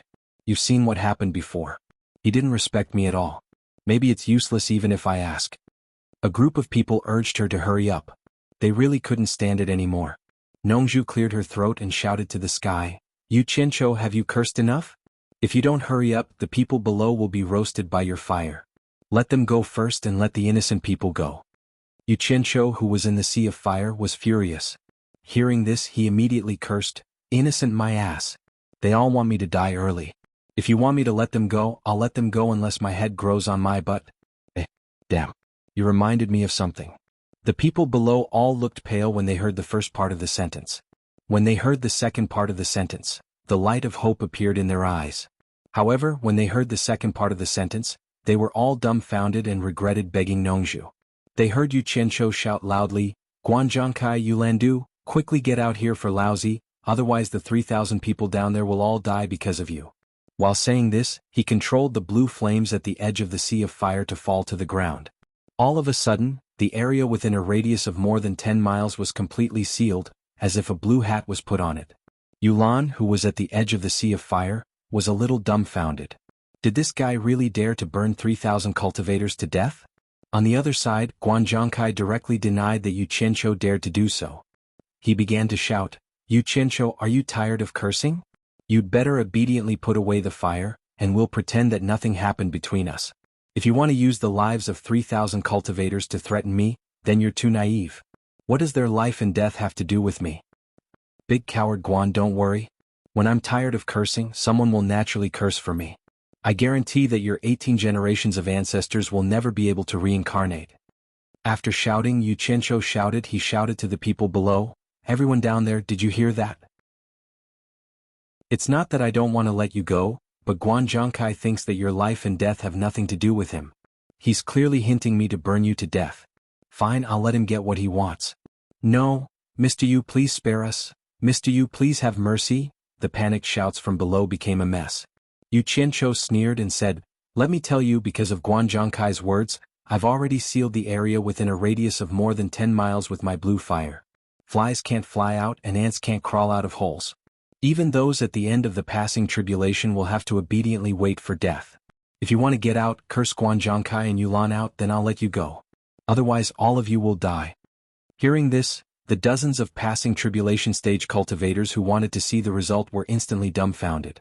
They quickly raised their aura shields and flew through the sea of fire on the ground. It didn't take them long to cover the distance of more than 10 miles. When they reached the end, they found that it was just as Yuqianqiu had said. The blue fire had sealed the area from top to bottom, and it seemed to be gradually shrinking. Looking at the deep blue wall of fire, it was probably not an ordinary thick wall. It was probably impossible to break out. They didn't dare to take the risk, so they turned around and flew back. Because going back and forth was equivalent to doubling the distance, they felt that they couldn't bear the roasting. When the crowd saw them flying back, they didn't need to ask to know the result was just as Yuqianqiu had said. One of the returning cultivators at the end of the passing tribulation stage stomped his feet and said, Guanzhongkai, why don't you just shut up if you don't want to talk? That voice of yours is going to kill us. Then he smiled bitterly and shook his head at the crowd, saying, the fire barrier is slowly shrinking. Once it closes in, we will definitely die. They immediately panicked and begged Yuqianqiu to show mercy. What do you think? Yuqianqiu sneered and said, I have always been a merciful person. The people who harmed you are actually Guanzhongkai and Yulandu. Scold them hard, at least 100 times harder than when you scolded me. Scold those two cowards until they come out and fight me to the death. If I die, you will naturally be saved. If they die, I promise I will let you go. Damn it, why are you still hesitating? Be careful or I will roast you like suckling pigs. Unexpectedly, the one who scolded first was the cultivator at the end of the passing tribulation stage who had just left and came back stamping his feet. He roared, Guanzhongkai, I am third brother Xen. If you want to fight, then fight. If you don't want to fight, then come out and admit defeat. Don't King harm us. If you don't come out when I have the chance to go out, I will twist your head off and use it as a urinal. Come out now. Chapter 499. These words were quite shocking. Plus, his cultivation level was quite high, so his voice was naturally loud. Who was third brother Xian? Yu was stunned. He did not expect that there would be such a powerful guy among his hostages. Although he didn't know who third brother Xian was, Nongzhu had told him about Guanzhongkai's identity. Xikongju, the eldest disciple of Yin Baikong, a late divine transformation expert, was also an early divine transformation expert, and Guanzhongkai was his disciple. This meant that Guanzhongkai was Yin Baikong's favorite disciple. But this third brother Xen actually dared to say that he would use Guanzhongkai's head as a urinal. Obviously he was not afraid of Guanzhongkai. Maybe he was even more powerful than Guanzhongkai. Guanzhongkai, who was at the end of the sea of fire, was startled. He wiped the sweat off his forehead and said to himself, Third brother Xen? Why is he here? I didn't see him at the start. Third brother Xian is also inside? Yulan, who was at the other end, said to himself with a bitter smile, Guanzhongkai, why did you drag me into this? Things are getting out of hand now. He said this, forgetting his own greed. Looking at the mountain fire that was gradually spreading into the distance, the great forest was billowing with thick smoke. Yu Qianzhou did not know who third brother Xen was, but the two of them did. One of the four great men in the cultivation world, the world's #1 miracle doctor, the world's #1 beauty, a mid-stage divine transformation cultivator, and the master of Lingfang Valley. Lu Yanqing was his master. Third brother Xian had a total of 9 brothers. The strangest thing was that all 9 of them were born from the same mother. It was rare for one person to be pregnant with 9 twins at the same time. Because of this, the mother almost lost her life. Fortunately, she met Lu Yanqing, the world's #1 miracle doctor, and her life was saved. When the 9 brothers were born, their bodies were weak and their lives were hanging by a thread. It was Lu Yanqing who saved their lives. After that, Lu Yanqing found out that all 9 brothers were talented in cultivation. It was really a rare thing, so she took all 9 brothers as her disciples. After the 9 of them were born, although they were arranged according to the order of birth, their cultivation aptitude did not follow this order. The youngest of the 3, 9th elder Xen, was extremely talented and had already reached the early stage of soul formation. Looking at his cultivation speed, he actually had the potential to catch up to his master. The other 8 had also reached the end of the tribulation transcendence stage. Of course, this was not unrelated to the elixir that Lu Yanqing had refined. The 9 brothers always fought together. When one was bullied, the other 8 would take revenge together. Anyone who had anything to do with them would have a headache because of them. He was not afraid of these 9 people but of their master Lu Yanqing. As one of the 4 eccentrics, none of them were to be trifled with. Bai Changchun, who was ranked first, had an earth-shattering cultivation. No one dared to provoke him. Wen Lanfeng, who was ranked second, also had a frighteningly high cultivation. Except for Bai Changchun, no one was a match for him. Ancestor Nanming, who was ranked third, and Lu Yanqing, who was ranked fourth, although their cultivation was not very high, there were few in the world who dared to not give them face. People who begged them were like ducks. If they really wanted to offend these two, they did not need to do it themselves. They just needed to casually release the news. Most importantly, Lu Yanqing had a famous protector. It was one of the 4 eccentrics, Wen Lanfeng, who was ranked second in the world in cultivation, who dared to bully Lu Yanqing. Wen Lanfeng did not even need to speak for her to vent his anger. How many people in the world dared to provoke Lu Yanqing? At the same time, what was the difference between provoking the 9 Xian brothers and provoking Lu Yanqing? Therefore, when he heard third elder Xian's scolding, Guanzhongkai's forehead was full of sweat. Not to mention him, even his grandmaster Yin Baikong had to be cautious. But no matter how afraid he was, it was not as important as his own life. If he rushed into this blue sea of fire, he could not guarantee that he would be able to come out. He immediately shouted, "Brother Xen, I have no enmity with you. You can't blame me. This has nothing to do with me. The fire was set by that guy. You should ask him to let you out." As soon as he said this, he heard third elder Xen shout, "Bullsh *T. If it's not your business, then whose business is it?" Two late-stage tribulation transcendents shamelessly jumped out to fight a nascent soul stage. Halfway through the fight they stopped. "If you don't want to fight, then just admit defeat. People scolded you for a long time and you did not come out. Do you have any shame? Let me tell you, you can either come over and continue fighting or admit defeat. You dare to run? If you kill me, I guarantee that even if you hide in the cornucopia, I will drag you out. No one can protect you." Guanzhongkai was depressed. He did not know what to say. Regardless of whether third brother Xian scolded him or not, there was one thing that he was right about. If he really ran away and caused the death of this fellow, even if he hid in the World Commerce's headquarters cornucopia, the people of Spirit Fang Valley would still be able to find him. He was very clear about Grandmaster Yin Baikong's character. He bullied the weak and feared the strong. Moreover, there were many disciples and grand disciples in the late stage of tribulation transcendence. He would not offend Spirit Fang Valley for him and ruin the big plan. It was very likely that he would come out and apologize. It was really difficult to make a decision. He could not run away. If he went over now, he would be afraid of this deadly sea of fire. If he admitted defeat, he would not be able to raise his head in the cultivation world. What the F***ck is this? Guanzhongkai laughed at himself. The reason why he jumped out to oppose Yu Qianzhou was because he heard that Yu Qianzhou killed his junior martial uncle who was also in the late stage of tribulation transcendence in the Chinese cultivation world. In fact, it was not for revenge. He just wanted to please Grandmaster Yin Baikong. Who would have thought that after just a few moves, it would become like this? Of course, Yu Qianzhou's two treasured sabers were also the reason why he made a move. On the other side, Yu Lan's intestines were green with regret. She sighed repeatedly and simply continued to maintain her silence. Even with Guanzhongkai's background, he was afraid of third brother Xin, let alone him. Yu Qianzhou, who was above the sea of fire, was happy. From the words of the two, it seemed that Guanzhongkai was really afraid of this guy. He immediately shouted, "Good scolding. Everyone else start scolding too.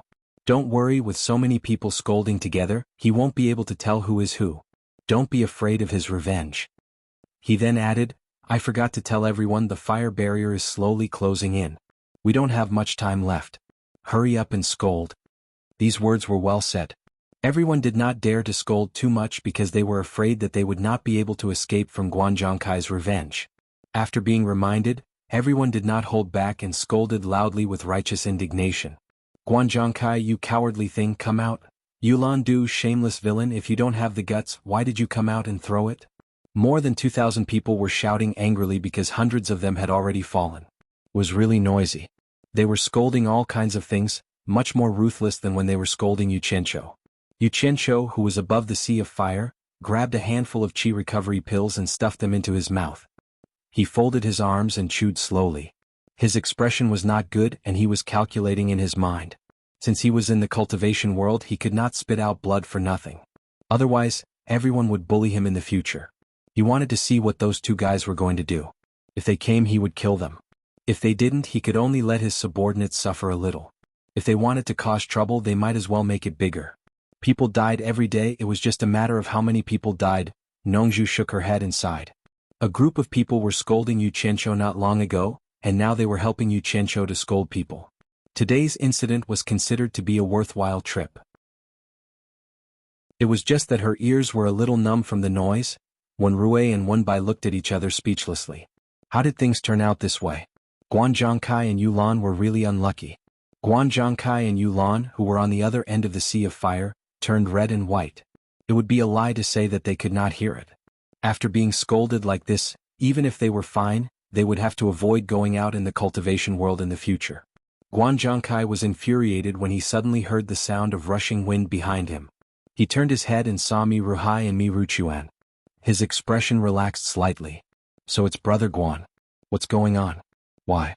Mi Ruhai stopped halfway through his sentence. There was endless scolding coming from the sea of fire. There were all kinds of scolding, and the scolding was abnormally nasty. When the two of them noticed the abnormality, they were worried about their boss's safety, so they rushed over together. Who knew they would hear this? After looking at each other, they frowned when they saw Fangjing's constantly expanding mountain fire. Mi Ruhai said in a deep voice, "So many people are scolding you and Yulan. Brother Guan, could this sea of fire be caused by both you and Yulan?" "Brother Mi, don't misunderstand. How could I casually set off such a huge fire in Senior Hua's territory? Furthermore, it's near Dayang City." Guan Zhangkai waved his hands immediately. He was already in trouble, so how could he provoke Hua Zongming? "What exactly happened?" Mi Ruhai asked with a frown. "I've been unlucky for 8 lifetimes. I've encountered a jinx." "How unlucky?" Guan Zhangkai recounted the situation with a frown. The two brothers were dumbfounded. Their boss had come out to entertain the guests, and they had been staying in the palace. They never expected Yu Qianqiu to have already caused such a huge commotion. After coming to his senses, Mi Ruchuan said anxiously, "Brother Guan, are you saying that my brother is still in the sea of fire?" Guan Zhangkai's eyes lit up when he heard that. He nodded and said, "That's right. Mi Russian is indeed inside. Why don't you two force Yu Qianqiu to release him?" Mi Ruchuan immediately panicked when he heard that. He turned around and shouted, "Second brother, let's go and save big brother." After that, he was about to leave. "Wait." Mi Ruhai pulled him back and stared at Guan Zhangkai with a burning gaze. The latter avoided his gaze guiltily. He thought to himself that he was muddle-headed just now. He shouldn't have explained the situation so clearly. Otherwise, he could have used the two of them to force Yu Qianqiu. "Second brother, why are you still hesitating? Big brother is in danger," Mi Ruchuan said anxiously. Mi Ruhai said in a deep voice, "Didn't you hear what Brother Guan said just now? Yu Qianqiu held the lives of more than 3,000 people hostage. Big brother isn't the only one. If you and I barge in blindly and can force Yu Qianqiu to release him, it'll naturally be good. We can also solve the problem for Brother Guan.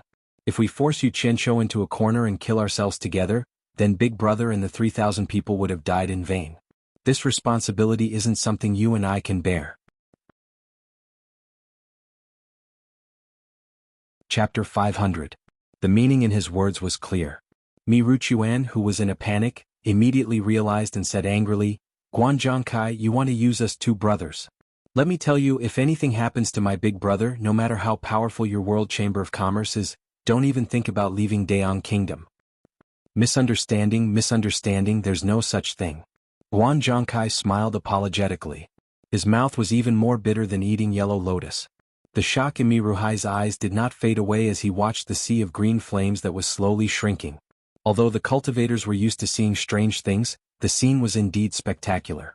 Mi Ruhai turned around and stared at Guan Zhangkai with his eagle-like eyes. He said in a deep voice, "Brother Guan, there are several thousand people cursing and swearing non-stop. You can't hide here. You have to solve it. Look at the cursing. If you don't come out, then there's no other way. Nothing can happen to my big brother." The last sentence was already faintly overbearing. Guan Zhangkai narrowed his eyes and said in a deep voice, "Mi Ruhai, are you threatening me?" As soon as he said this, Mi Ruchuan appeared behind him with a whoosh. The two brothers sandwiched him in the middle. If there was any disagreement, the two would probably fight. "Brother Guan is thinking too much." Mi Ruhai said unhurriedly, "Yu Qianqiu forced you to hide here and not go over. This shows that the power of this sea of fire is extraordinary. To put it bluntly, you may die if you go, am I right?" Seeing that Guan Zhangkai's face was calm and did not speak, he continued expressionlessly, "But if you just hide like this, once something happens to third brother Xin, and Lu Yanqing finds Yin Baikong, I'm afraid that your grandmaster will not let you go. In my opinion, sometimes life is more important than face. Admitting defeat is also a way out. Brother Guan, don't hesitate anymore, make a prompt decision." Guan Zhangkai looked back at Mi Russian behind him. He knew that Mi Ruhai's words were to use peaceful means before resorting to force. If he didn't agree, Mi Ruhai would probably fight. Even if they didn't kill him, at least they wouldn't let him go. Just now, he had used teleportation more than a dozen times in a row, consuming a lot of his true essence. In addition, his flying sword artifact was also destroyed. He estimated that his chances of escaping from the hands of these two people were not high. After pondering for a while, Guan Zhangkai said in a deep voice, "Thank you for your advice, brother Mi. I will definitely remember this kindness and repay it in the future." The meaning in his words was worth pondering. Mi Ruhai smiled faintly, stepped aside, and made a gesture of invitation towards the sea of fire. Guan Zhangkai's chest heaved. He was forced into a corner. Gritting his teeth, he roared, Yu Qianqiu, for the sake of the 3,000 fellow Taoists in the cultivation world, I admit defeat. Put away the fire and let them go. The voices under the sea of fire stopped.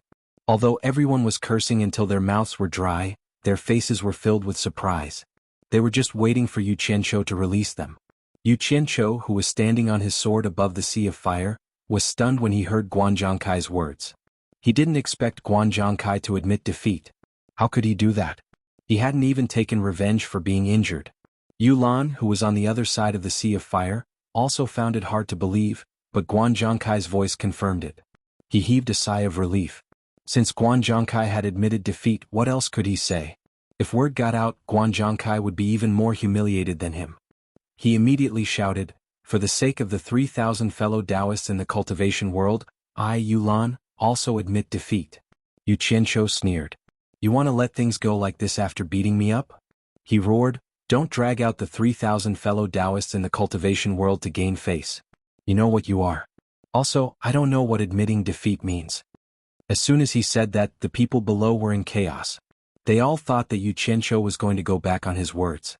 Third Xin, who was in the crowd, glared and roared, "Guan Zhangkai, Yulan, will you die if you speak clearly?" Yulan was a little better.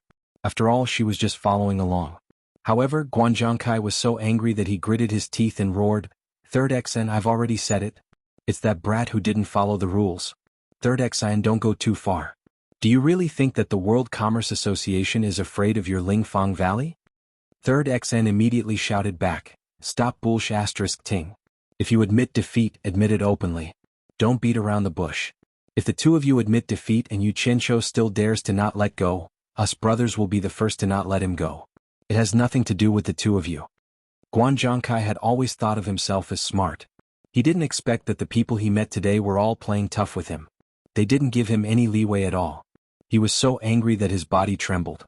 Mi Ruhai smiled faintly and said, "Brother Mi, Third Xin is right. We've already said it like this. Why do you still care about the shivering? There's nothing wrong with making things clear." Mi Ruhai. Guan Zhangkai glared at him. He was so angry that he laughed and said good a few times. He then roared, "I admit defeat." Then he immediately turned around and flew away. Mi Ruchuan looked back and frowned. "Second brother, are we letting him go just like this? He seems to hate us. Why don't we take this chance to—" Mi Ruhai waved his hand and interrupted, "Don't care about him. The last three words have already made the World Commerce Association lose face. There's no need for us to do anything. Someone will naturally take care of him. I admit defeat." Yulando's voice also came faintly. Everyone under the sea of fire fell silent again. They were waiting for Yu Qianqiu's movement. If he still found an excuse, it would mean that he was deliberately trying to kill everyone. Damn it, coward. Yu Qianqiu spat out a mouthful of saliva. He didn't think that they would be able to swallow their anger after being so overbearing. The other party directly shouted, "I admit defeat." If he still didn't let it go, he wouldn't be able to show his face in the various countries in the future. They wouldn't let him go. "I'll settle the score with you two bastards later." Yu Qianqiu slightly calmed the anger in his chest. He floated in the air and opened his arms. The azure flames quickly shrunk with him as the center and returned in an instant. At this moment, Yu Qianqiu discovered that the mountains below were a complete mess and the fire was still spreading. Finally seeing the light of day again, the group of people below finally felt relieved.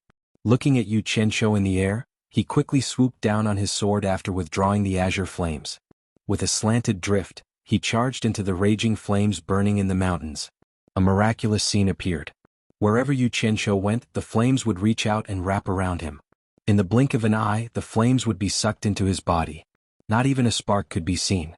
Within a radius of several kilometers, Yu Qianqiu's figure could be seen flying on his sword. At this moment, everyone finally understood what Yu Qianqiu was doing. So he was extinguishing the fire. Everyone muttered. This guy was like a madman just now, using so many people's lives as a threat, but now he was doing such a thing. It seemed like he was just threatening Guan Zhangkai and Yulando, and wouldn't really do anything. Everyone was just shocked. This was just their wishful thinking, but they didn't know that Yu Qianqiu was not so kind. He had already made up his mind to kill all these people who had insulted him. If it weren't for Guan Zhangkai and Yulando's retreat, this group of people would probably be crying and screaming now. In fact, Yu Qianqiu did not know why he did such a strenuous and unrewarding thing, but he did it anyway. It took nearly an hour to completely extinguish all the mountain flames. When he looked back, the surroundings were already scorched black. He returned on his sword. After landing, he glanced at everyone coldly. The group of people subconsciously stepped back. All of them were a little afraid of him. They had seen this guy kill more than a dozen people in a row, even those in the final stage of the Heavens test. Especially the scene where he fought with Chu Dingfeng. It would be strange if they were not afraid. Now, no one would say anything. Thousands of people were very quiet, watching him pick up a few storage bags on the ground. Of course, there were also people who were not afraid of him, and Third Xian was one of them. He approached, first bowed to Nongzhu and Wenrui, and then shouted to Yu Qianqiu, "Boy, you've got guts. How dare you treat the lives of thousands of people as a game?" Yu Qianqiu cast a glance at him. He looked exactly like a strong farmer, and his attire was also similar. His aura was similar to old ancestor Nanming. He asked indifferently, "Are you Third Xian?" Third Xian was stunned and then nodded, "Yes, I am Third Xian. Why, is there a problem?" Without saying anything, Yu Qianqiu took out a storage bag and threw it on the ground, saying, "Let's begin." Third Xian was stunned and asked, "What for?" "Look at you, you don't seem to be convinced. The matter is not over yet, I will accept any challenge," Yu Qianqiu said.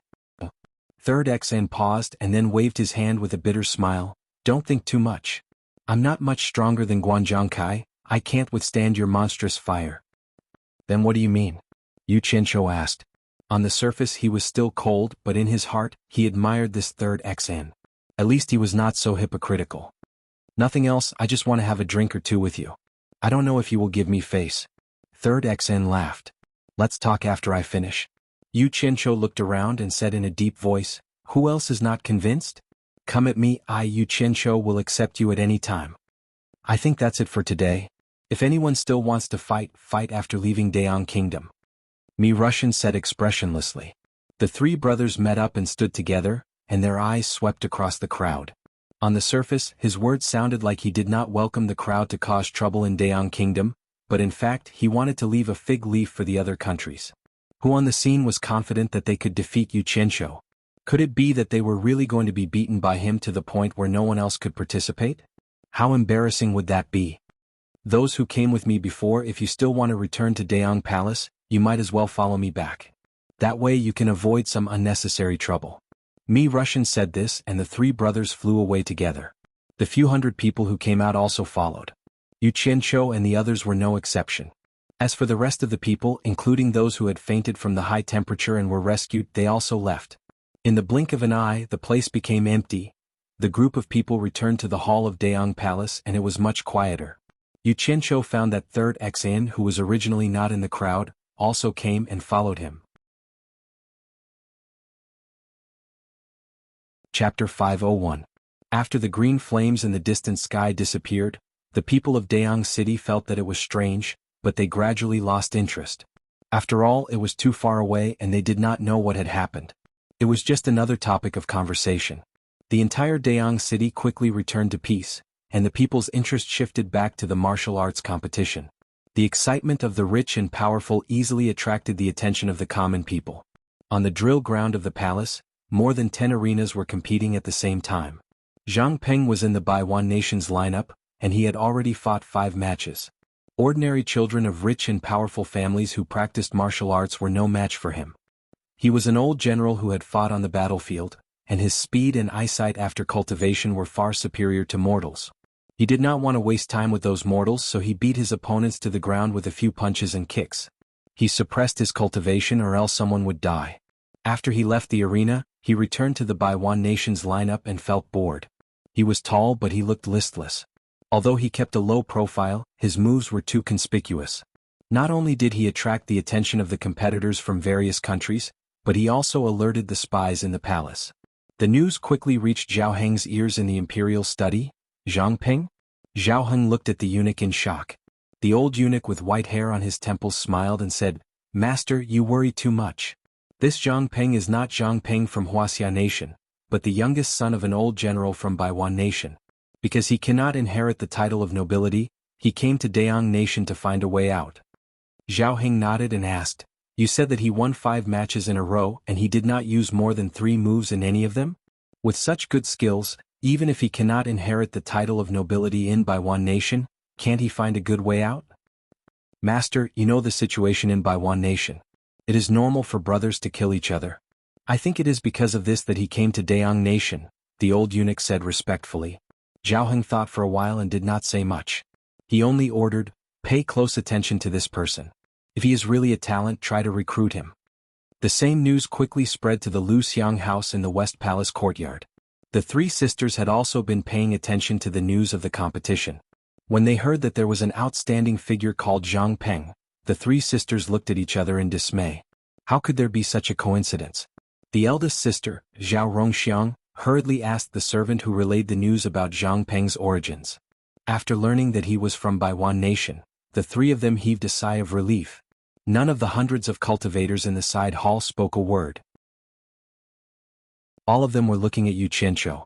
Everyone knew that after today's battles, Yu Qianqiu's name would be well known in the cultivation world. Yu Qianqiu and Xen Laosan were staring at each other. What made Yu Qianqiu depressed was that wherever he went, Yu Qianqiu would follow him. Whenever he sat down, Yu Qianqiu would sit beside him, smiling foolishly. How disgusting. Normally, other cultivators were not allowed to enter the palace, but the three Mi brothers obviously turned a blind eye to this guy. No one else had any objections either. It seemed that he really had some background. Xen Laosan, why do you keep following me? Yu Qianqiu finally couldn't stand it anymore and asked impatiently. Xen Laosan was a little puzzled and said, didn't we agree? I'll buy you a drink. I don't think I agreed. Yu Qianqiu snorted. Xen Laosan waved his hand and said, it's okay. It's not too late to agree now. Nongzhu, who had been quietly watching the show, giggled. She also didn't know why Xen Laosan kept following Yu Qianqiu, but it didn't stop her from watching the show. Yu Qianqiu raised his eyebrows and said in a deep voice, there are so many people here, why do you want to drink with me? What's the use of so many people? Just set a fire and it'll be over. Xen Laosan said loudly. Everyone in the room blushed at his words. Yu Qianqiu thought to himself, this guy is a little heartless, but so many people are afraid of him. He paused and asked, Xen Laosan, I don't drink with people I don't know for no reason. What's your background? You don't even know my background? Xen Laosan acted as if he had heard something unbelievable. Yu Qianqiu showed a look of disdain and said, you don't look like a spirit-severing expert. Xen Laosan ignored his sarcasm and patted his chest. He said proudly, I come from Lingfang Valley. My master is the Valley Master of Lingfang Valley. Yu Qianqiu was stunned for a moment, then his eyes lit up and said, your master is the world's most beautiful woman, Lu Yanqing? What do you want? Xen Laosan immediately became alert.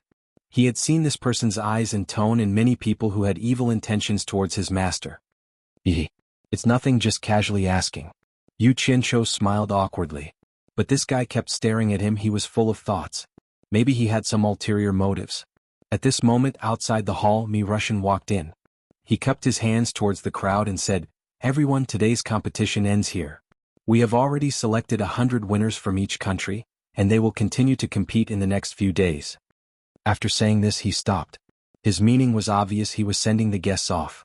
No one wanted to stay here for a long time. Not only were they not allowed to walk around, they were also not allowed to watch the competition. Of course, everyone understood that this was because they were afraid that the cultivators would secretly help the contestants of their country and interfere with the fairness of the competition.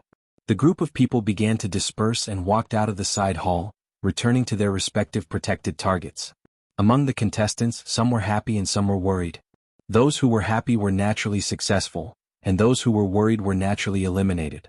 After returning to Baiwan, everyone got on the carriage and went back. In the carriage, Yu Qianqiu saw Zhang Peng's dejected look and asked curiously, Zhang Peng, what's wrong? Is there anyone who is your match? No, I won 5 matches in a row. Zhang Peng said sullenly and then smiled bitterly, Master, can we not compete? It's really boring. Yu Qianqiu looked at Nongzhu and Furong in the carriage and said, let's talk about it later. After the group of people returned to Baiwan's embassy, they had just entered the small courtyard when they suddenly saw a person flashing through the air. Nongzhu, who was the fastest to react, grabbed the person's neck before he even landed. This person was none other than third brother Xen. Yu Qianqiu was speechless. This guy actually followed them here. Zhang Peng looked puzzled, not knowing who this person was. Third brother Xen, whose face was red from being choked, said intermittently, Senior Nongzhu, please have mercy. Nongzhu sneered, Third brother Xen, You really don't want face when I'm trying to save you. You actually dared to break into my residence without permission. Others might be afraid of your master, but I'm not. Believe it or not, if I cripple you, your master will at most scold me." After that, she threw him aside and rolled on the ground a few times. Xianxia secretly clicked his tongue. In the hands of a soul-forming cultivator, a cultivator at the late stage of crossing heaven's tribulation was like a chicken. It was very difficult for him to defeat a cultivator at the late stage of crossing heaven's tribulation. This was the gap between them. Third brother Xuan gritted his teeth and got up. He bowed and apologized to Nongzhu. It was true that third brother Xian and his brothers could do whatever they wanted in the cultivation world because of their master, but there were indeed people they were afraid of. Needless to say, there was the most powerful master in the world who almost flattened Lingfang Valley. Mr. Nongzhu was also someone they could not afford to offend. If he taught them a lesson, their master would not say anything. Moreover, Wen Lanfeng would not necessarily look for Nongzhu to settle scores with. "Tell me, what are you doing here?" Nongzhu shouted. Third brother Xuan answered obediently, "Senior, I'm here to have a drink with him." He pointed at Xianxia. "Don't talk nonsense with me." Nongzhu glared at him and shouted, "Get out of here." Third brother Xuan trembled in fear. Before he could turn around, he saw Wen Rui teleporting. Wen Rui glanced at third brother Xuan and said to Nongzhu anxiously, "Sir, I have to go back to Baiwan country. I'm afraid I can't accompany you." Nongzhu frowned and said, "What's wrong? You look so anxious. Did something happen in Baiwan country?" The others also looked at him. Wen Rui paused and shook his head. "To tell you the truth, our ancestor has come out of seclusion." Nongzhu and third brother Xuan, who was secretly eavesdropping, screamed at the same time. Farong and Zhang Ping did not know who they were. Xianxia asked suspiciously, "Has Senior Wen Lanfeng come out of seclusion?" Wen Rui nodded silently. Third brother Xuan, on the other hand, had teleported away with a swish sound. He was suspected of informing Wen Rui. Nongzhu smiled bitterly, "This is troublesome. Wen Lanfeng, don't be impulsive." Then she pointed at Wen Rui and said anxiously, "Wen Rui, go back as soon as possible and find a way to stop Wen Lanfeng. Don't let him go to the demon domain now. Old Bai has urgent matters to attend to. If he goes there now, he will be courting death." Farong and Zhang Peng looked at each other and did not know what they were talking about. Xianxia understood. He knew that when Lanfeng went into seclusion after being defeated by Master. Now that he came out, he would probably go to Master to fight again. Wen Rui nodded and turned around. He turned back and said with a solemn expression, "Sir, I have something to ask you. I hope you can tell me the truth." "Say it." Nongzhu frowned and did not know what he was hesitating about. Wen Rui was puzzled. "Our ancestor has been in seclusion for 100 years. When he comes out, his cultivation must have improved greatly. But from what you said, do you still think that our ancestor is no match for Bai Changchun? How can a grain of rice compete with the bright moon?" Nongzhu sighed and said, "Ordinary experts at the late stage of transforming spirit realm, no matter how high their cultivation is, can make people feel a bottom line. But Bai Changchun always gets stronger when he meets strong opponents. His cultivation is so profound that it is unfathomable. He is a powerful existence that cannot be judged by common sense. Although I don't know how high Wen Lanfeng's cultivation is after coming out of seclusion, I know that if he provokes Bai Changchun again, he will lose his life."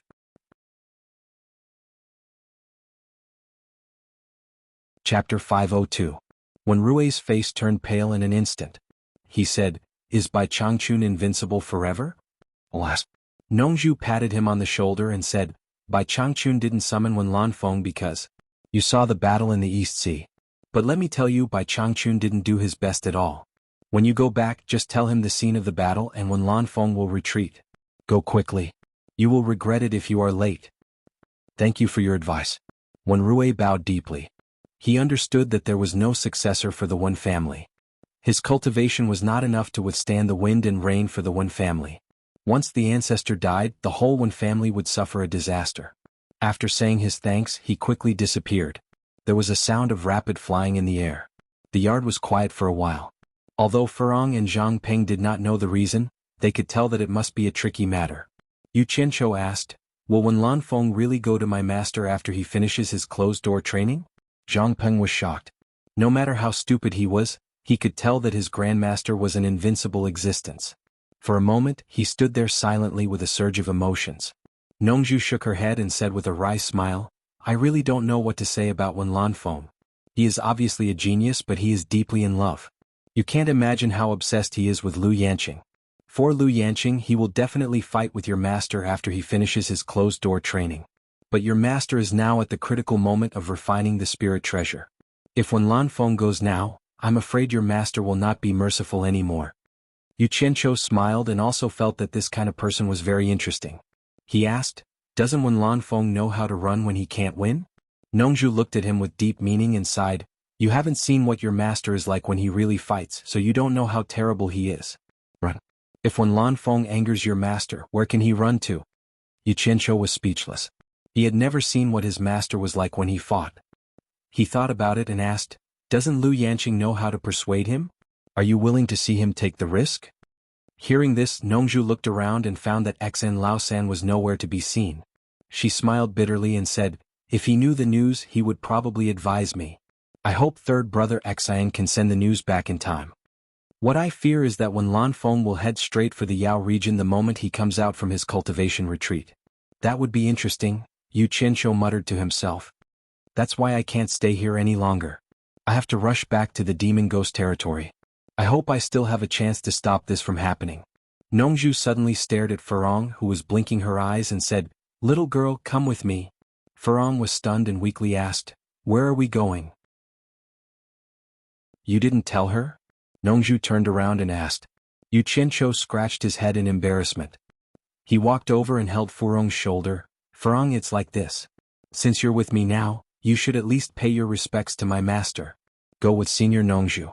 Before he could finish, Furong grabbed his arm and asked nervously, you don't want me anymore? Are you kicking me out? Don't kick me out, please. Yu Qianqiu's heart skipped a beat. He suddenly felt pain, but a warm smile hung on his face. He gently pulled Furong into his arms, gently patted her back and said, silly girl, how could I not want you? I'm afraid that one day you won't want me anymore. I won't. I want to be with you for the rest of my life. Furong buried her head in his arms and tightened her hands around his waist. Listen to me. Yu Qianqiu gently pushed her away and said very seriously, as a disciple, I feel very guilty that I can't be filial to my master. Since you're my woman, you have the responsibility to be filial to my master. Senior Nongzhu is my master's close friend. He will take you to my master. I've talked to Senior Nongzhu. If there's a chance, he will take you to his purple bamboo forest in the South Sea. There are many beautiful purple bamboos there. I'll go to see you then. Furong's face was full of reluctance, but she slowly lowered her head and said softly, I know. Nongzhu looked at Yu Qianqiu with a strange expression. She didn't expect this guy to have such a warm side. He was obviously afraid that this girl would be in danger with him, but he still tried to coax her. She couldn't help but tease him by sending a voice transmission. Boy, is this a white lie? Yu Qianqiu didn't bother to pay attention to him. He gently lifted Furong's face and slowly took off the human skin mask on her face. He shook it in his hand and said, when I miss you, I'll take out your face and have a look. When I'm free, I'll go to see you immediately. After revealing her original face, Furong blushed after hearing these words of love. She looked at Nongzhu and Zhang Peng with embarrassment. Master is so mushy. Zhang Peng shuddered and turned around. Nongzhu raised her eyebrows and thought to herself, I knew it. I thought there was something wrong with this guy's appreciation ability. It turns out that he is also a stunning beauty, but not as beautiful as my Z. Alright. You two don't have to talk about love anymore. Yu Qianqiu, before I leave, I have something to tell you. Nongzhu's words broke up the affectionate couple. Yu Qianqiu came over and bowed respectfully. He said, Senior, please say it. I'm all ears. Nongzhu felt a little uncomfortable when she heard these words. She guessed that this guy had changed. His words were so polite that they were mushy. She glanced at Furong behind him and immediately understood. This guy was still the same. He pretended to be obedient when he needed help. Now was not the time to argue with him. She said with a serious expression, Yu Qianqiu, I have to remind you. Don't go too far when you stir up trouble here. Experts in the soul formation stage are not like those cultivators you've met. When they fight, it's as simple as releasing 2 flying swords. At this stage they fight with lightning. It's not something you can withstand with your current cultivation, so you'd better not provoke them. Don't think that your blue fire is very powerful. It can deal with those in the crossing calamity stage, but it's useless against those in the soul formation stage. You've tried it with me in the South Sea. You should know that the blue fire has no effect on me. You're on your own now. Thank you for your advice. I'll keep it in mind. Yu Qianqiu bowed. He looked very respectful, but no one could tell what he was thinking. Let's go, Nongzhu said. She covered Furong with a light ball and quickly flew away. Yu Qianqiu didn't even have a chance to say goodbye to Furong. She was already gone. Yu Qianqiu withdrew his gaze and said slowly, the 2 soul formation stage cultivators have left. If we stay here any longer, I don't know if someone will come looking for trouble. Zhang Peng's eyes lit up and said, Master, I don't want to participate in that competition anymore. Why don't we leave Dayang City now? Yu Qianqiu turned his head around and said with a sneer, Don't worry, we are not in a hurry to leave. We can't let He Zongming take advantage of us like this. He immediately forgot what Nongzhu just told him. He patted Zhang Peng's shoulder and joked, Have a good competition and try to get the princess into bed as soon as possible. Master, do you really want me to be the son-in-law of Dayang Kingdom? Zhang Peng was stunned. Damn. Don't you know what a joke? Yu Qianqiu coughed and said, There's no rule that says if you sleep with the princess, you must be the son-in-law, right? Then he brushed past Zhang Peng and said, You rest. I'll go find the person who invited me to drink. Zhang Peng was stunned and thought back to his words. Yu Qianqiu probably didn't expect that a casual joke of his would really make this guy do something stupid. Yu Qianqiu wandered to the gate of the embassy. He looked around and leaned against the high wall outside the gate looking around. The guards at the gate looked at each other. They all knew that he was an important guest, but they did not know what this important guest wanted. He acted like a beggar. In fact, Yu Qianqiu was waiting for someone. He was waiting for Xn Laosan, who was always following him. He believed that Xn Laosan was not following him just because he wanted to buy him a drink. He must have something to tell him. Since he had something to tell him, he would definitely come back. He was afraid that Xn Laosan would be scared by Nongzhu and would not dare to go in. Therefore, Yu Qianqiu waited for him outside the gate. Just as Yu Qianqiu expected, after about an hour, Xn Laosan came out of nowhere. He shook his head and sighed while looking at the high wall of the embassy. He did not dare to go in again. On the other side, Yu Qianqiu cursed. If he had known earlier, he would have stood at the corner of the gate. He leaned against the wall and pretended not to see anything. Xn Laosan was bored and looked around. Finally he saw him. At first he thought he was mistaken. He rubbed his eyes, but the figure leaning against the wall looked very much like Yu Qianqiu. He could not help but walk over and poke his head over. It was indeed Yu Qianqiu, who was taking a nap with his head slightly lowered. He laughed and said, Yu Qianqiu, it's really you. Why are you hiding here? Yu Qianqiu opened his eyes and ignored him. He said, Can't I bask in the sun? Bask in the sun? Xn Laosan looked at the darkening sky. Some people had started to light up their lanterns. There was no sun at this time. After a while, he suddenly realized, Oh, I understand now. Did Mr. Nongzhu kick you out? I understand. Mr. Nongzhu's temper is not very good. He shook his head and sighed. He touched his neck subconsciously, probably remembering the time when he was beaten by Nongzhu. Yu Qianqiu wanted to laugh when he heard his self-justifying explanation. He found that this guy was a little silly. So he deliberately asked with a sullen face, What are you doing here again? Xn Laosan clapped his hands and smiled. He pulled his sleeves and said, Let's go. I'll treat you to a drink. I know a good place in Dayang City. Yu Qianqiu turned his head and stared at him for a long time. His eyes were rolling around. No one knew what he was thinking. Xn Laosan felt guilty and asked, What are you looking at? Nothing. Yu Qianqiu leisurely said, It's not that I can't accompany you to drink, but I like to drink wine with women. He raised his hand and pointed at a distant street where colorful lanterns were lit and a place full of women were chattering. Chapter 503. Third Xian's eyes followed and his face turned green. He shook his head like a rattle. No, I can't go to that place. I can't go there. Let's go somewhere else. His master, Lu Yanqing, was the most beautiful woman in the world. There were many lechers in the cultivation world who came here because of her. The whole Lingfang Valley hated lechers the most. How would he dare to go to a brothel? If this got out, his brothers would beat him half to death even without his master's punishment. Yu Qianqiu squinted his eyes and looked at him playfully. What? Are you worried about money? If that's the case, then forget it. I only like to go to those lively places to drink. I don't want to go to other cold and quiet places. Third brother Xan pulled him back and said with a bitter face, It's not about money. I can afford to drink wine no matter how expensive it is. But brothels and similar places are forbidden to the disciples of Lingfang Valley.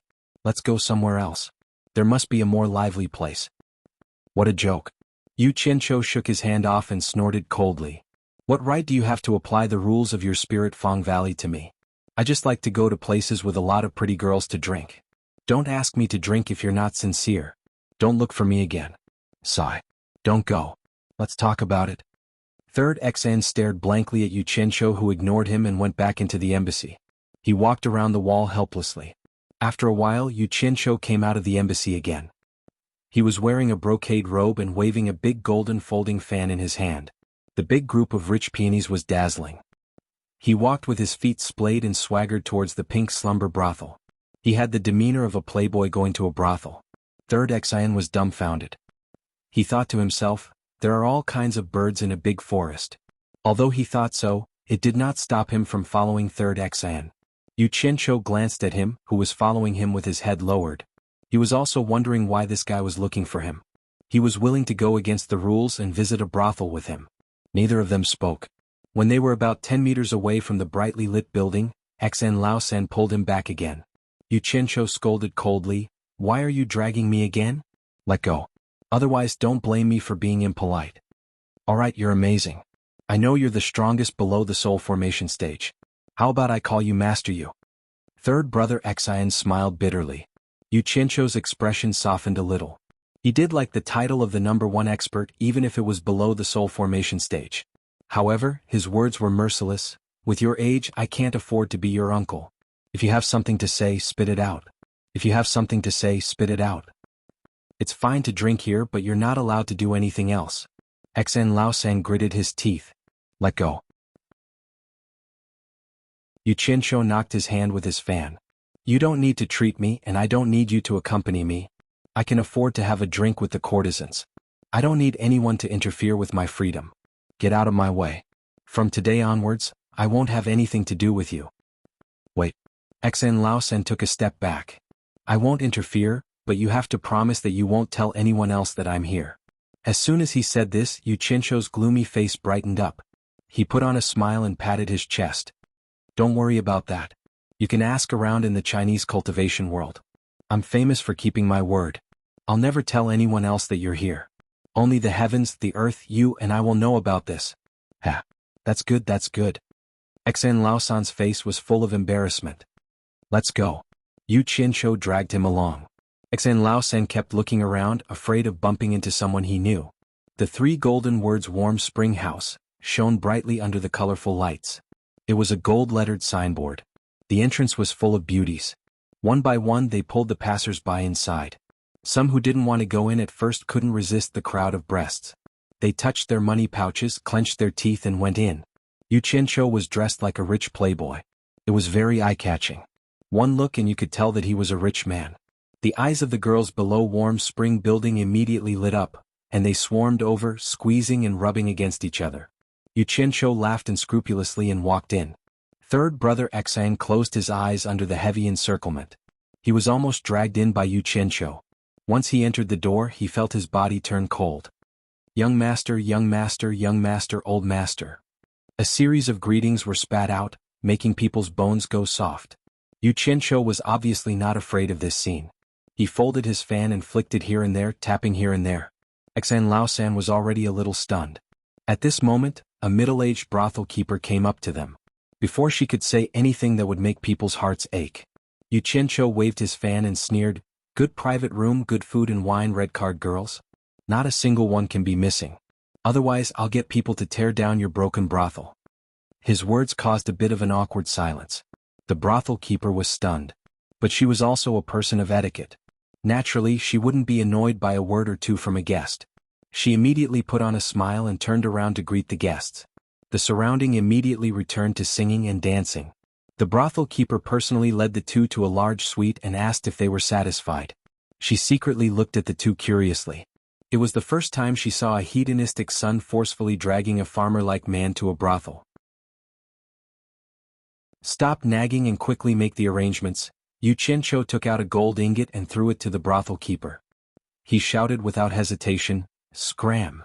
The brothel keeper caught the gold ingot and weighed it in her hand. When she realized it was real, her face bloomed with joy. He was indeed a rich man. She didn't care how unpleasant the guest's words were and quickly retreated. Money makes the world go round. This generous man's service could be said to be godlike. Not long after, the good food and wine that Xianxia ordered and the red-card girls arrived. For a moment, the room was lively with singing and dancing. As he listened to the tune, Xianxia's mouth moved from left to right. A mouthful of wine, a mouthful of food, all of which were served by someone. His two hands were touching everywhere, provoking a series of cries of annoying. Xuanhuan was surrounded and hugged by a few girls, but he felt like he was sitting on pins and needles. He didn't dare to act rashly. He was like a block of wood, looking at the girls as if they were skeletons. Touch your waist. So flirtatious. Touch your back. Sleep with me. Touch your thighs. So much water. Xianxia was singing an obscene song. Wherever he sang, his hands would touch. He kept flirting with the girls. Xuanhuan stared at him dumbfounded. Seeing how smooth he was playing, he was sure that this guy was a frequent customer of such occasions. Xianxia glanced at him from time to time, but seeing that he was unmoved, he gradually lost interest. A seductive girl with half of her snow-white breasts came up to him and said, "Master's song is really good. This is the first time I've heard it. Please do me a favor and teach me. Once I master it, I'll definitely sing it for you." "You think I'm a singer?" Xianxia's tone was cold. The smile on his face disappeared instantly. His gaze was like a sharp knife, scaring the girl. The girls around him looked at each other and immediately came up to ease the atmosphere. "Get out, all of you, get out!" Xianxia shouted. With a wave of his arms, 5 or 6 girls fell to the ground. He pointed at the girls around Xuanhuan and said, "You guys get out too. Without my permission, no one is allowed to come in." A cold and gloomy aura caused the dozen or so girls to shiver, and they immediately retreated with pale faces. Without the chattering and soft girls around him, Xuanhuan heaved a sigh of relief. Xianxia picked up the big fan on the table, opened it and waved it. He said coldly, "Tell me, what do you mean by following me around?" Xuanhuan was stunned. He waved his hand and said, "Nothing, nothing. I just want to be friends with you." "Bullshit." Xianxia closed his fan and pointed at his face. "Your face says that you have ulterior motives. You don't even know how to lie." No, I really don't." Xuanhuan denied again. "Fine, since you don't want to tell me the truth, then let's go our separate ways. You go your own way and I'll go my own way. We'll have nothing to do with each other in the future." Xianxia turned around and left. "Wait." Xuanhuan blocked his way and said helplessly, "I really don't want anything from you. I just want to be friends with you and invite you to Lingfang Valley as a guest." "Is it really that simple?" Xianxia asked suspiciously. He thought to himself, inviting me to Lingfang Valley is the real reason. Xuanhuan nodded sincerely and said, "It's really that simple." Xianxia looked at him in disgust. He did not believe his words at all. But he was a master in the last phase of the tribulation passing stage. For him to be so humble, he must have something to ask of him. He did not expose him as long as he knew what was going on. He smiled and said, "You want to be friends with me? Do you know that I have a lot of enemies? Aren't you afraid that I'll drag you down? What's the point of being friends if I'm afraid of this? A true friend should share blessings and difficulties together." Xuanhuan patted his chest happily. Share blessings and difficulties together? Why does it feel like there's a trap in his words? Xianxia was stunned. He noticed that Xuanhuan's eyes were a little unfocused when he said this. But now he really believed that Xuanhuan wanted to be friends with him. Because the phrase, "share blessings and difficulties together," had a profound meaning. That's a good word. I like it. I'll be friends with you. Come, let's go to my place and have a chat. Xianxia said happily. He thought to himself, let's put blessings and difficulties aside first. Let's get a bodyguard to accompany me first. This was also the reason why he came to find Xuanhuan this time. Before he left, he threw out another ingot of gold. The madam was so happy as if she had seen her own father. She kept asking them to come again next time. After returning to the embassy, Xianxia arranged for Xuanhuan to stay in a small courtyard for the time being. Xuanhuan calmly accepted the arrangement when he found that Nongzhu was not there. In the dead of night, Xianxia quietly disappeared from the room. When he reappeared, he was already in the wilderness.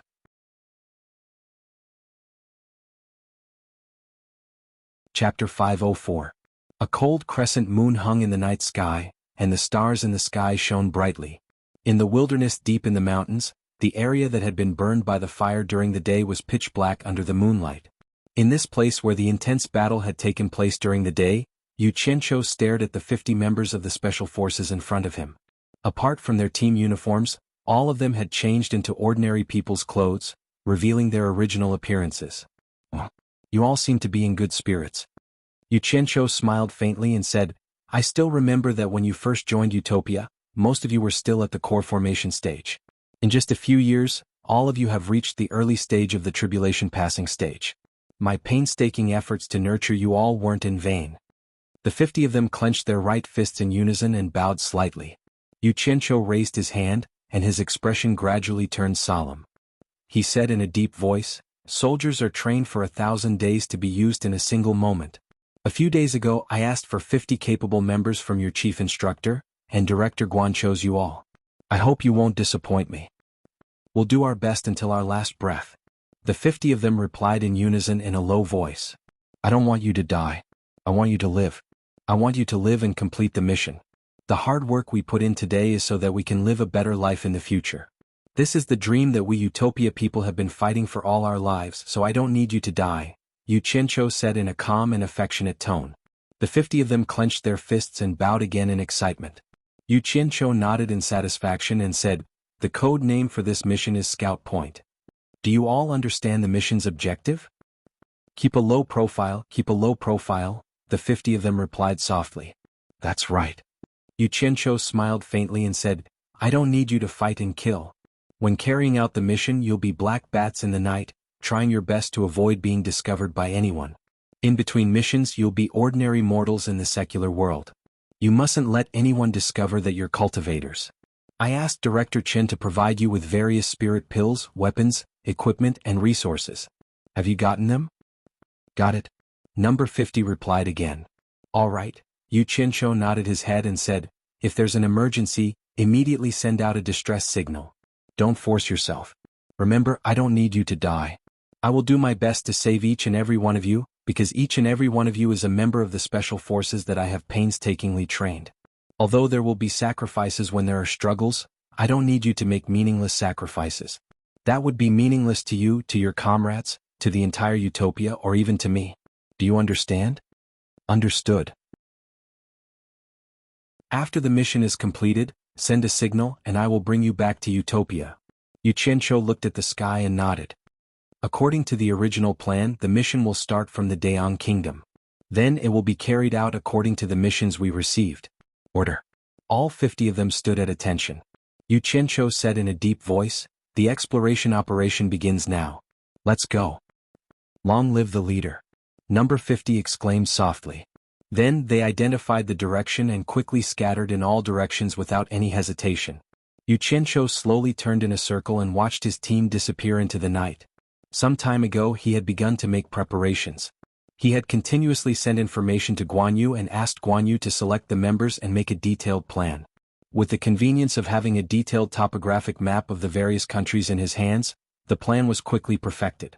Only then did he name the mission Exploration. The so-called exploration operation was to send team members to infiltrate the various countries and secretly plant the teleportation points that Xianxia needed at the important locations of the various countries' cultivation worlds. For example, preparations had to be made in advance near the spirit stone mines and important places such as the various sections. As Xianxia brought back a sum of spirit stones to Utopia, there were more and more early-stage tribulation transcendence cultivators in Utopia. It was enough for him to plan a large-scale attack.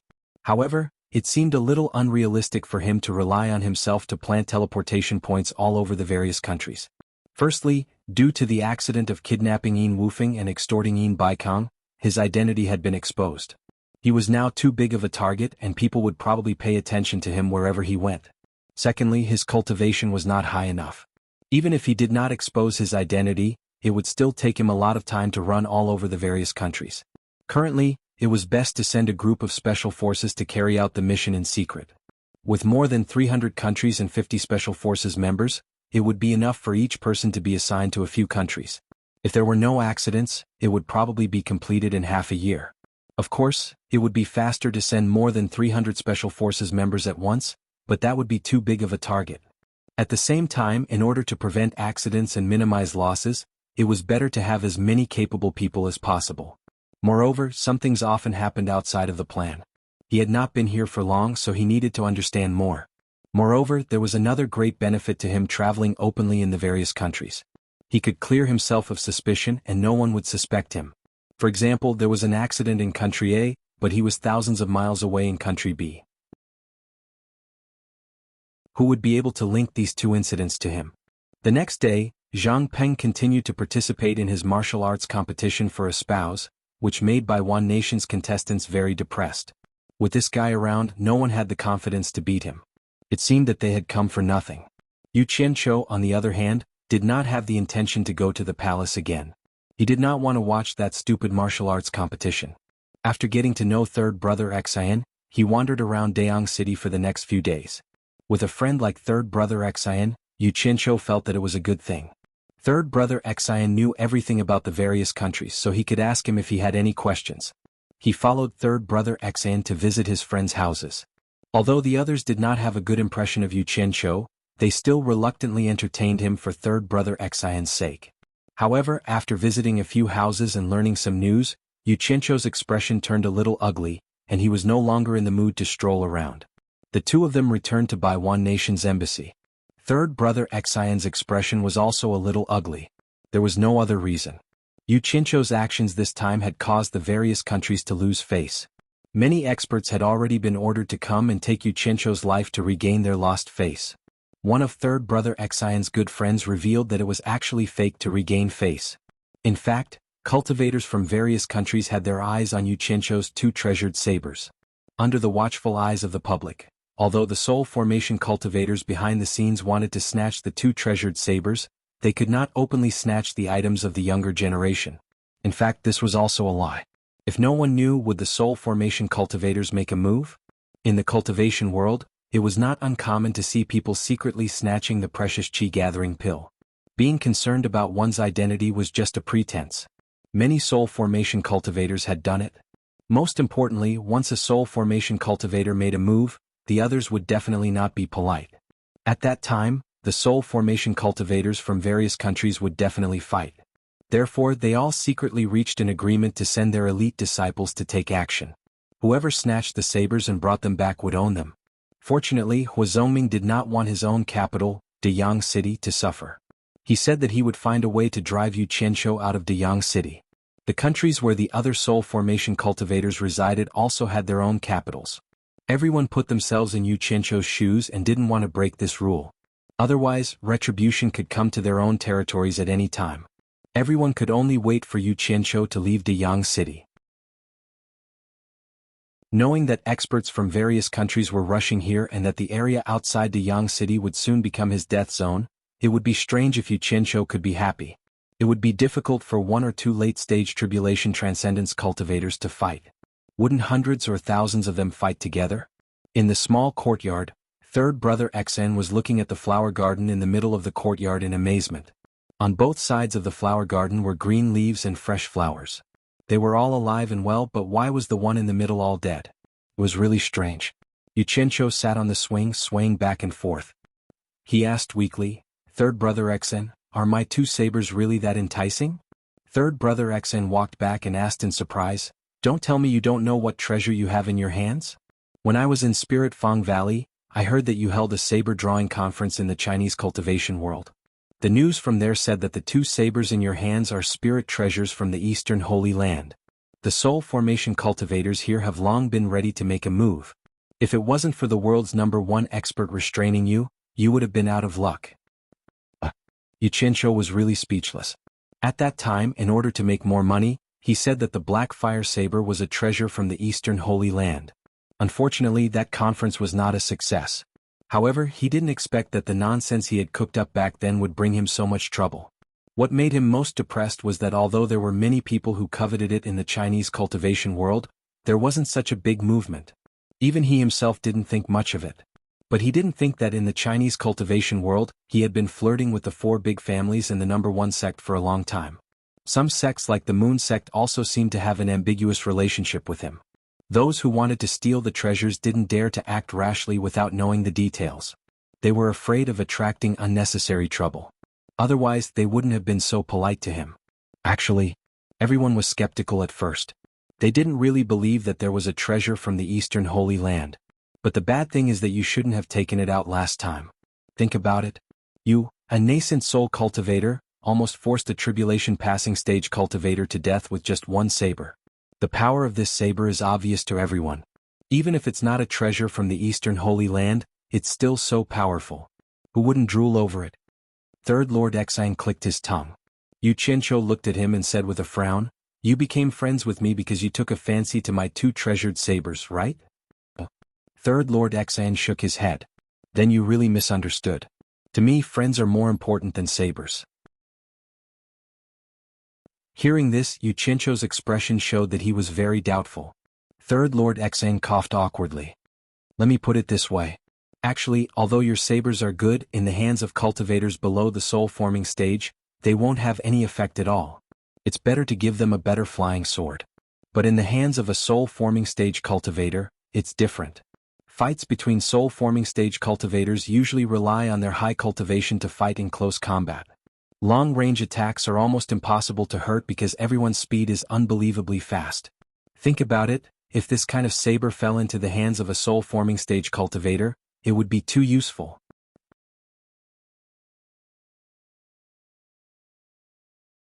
Chapter 505. Xianxia agreed with this statement. He empathized with them. No matter how powerful the saber was, it was useless against those with high cultivation. If he couldn't catch up with them, he wouldn't be able to slash them. Otherwise, he could really kill them with one strike. It was indeed not as good as a flying sword. If it fell into the hands of a spirit-severing cultivator, he couldn't think of anything that could resist the sharpness of the black flame saber other than the nether iron. The key was that those ignorant spirit-severing cultivators didn't know that even if he gave it to them, it would instantly collapse into black flame once it was too far away from him. But not many people knew this secret except for his master, Nongzhu, and Zi. The three of them knew that his flying sword and saber were condensed from black flame. As for the others, he didn't want to reveal this secret. "Aren't your master Lingfang Valley Master, and your elder brother also at spirit-severing stage? I have two sabers here, one for each of them." Xianxia pretended to ask casually. Third brother Xian scratched his head and smiled bitterly. "Your proposal is really good. If you're really willing to give it to me, I'll naturally accept it and thank you. But the premise is that you're willing and I don't think you're willing. The most important thing is that I never thought of getting my hands on your treasured saber. People from our Spirit Fang Valley don't do this kind of forceful thing. Otherwise my master won't forgive me. If you don't believe me, I can swear to God."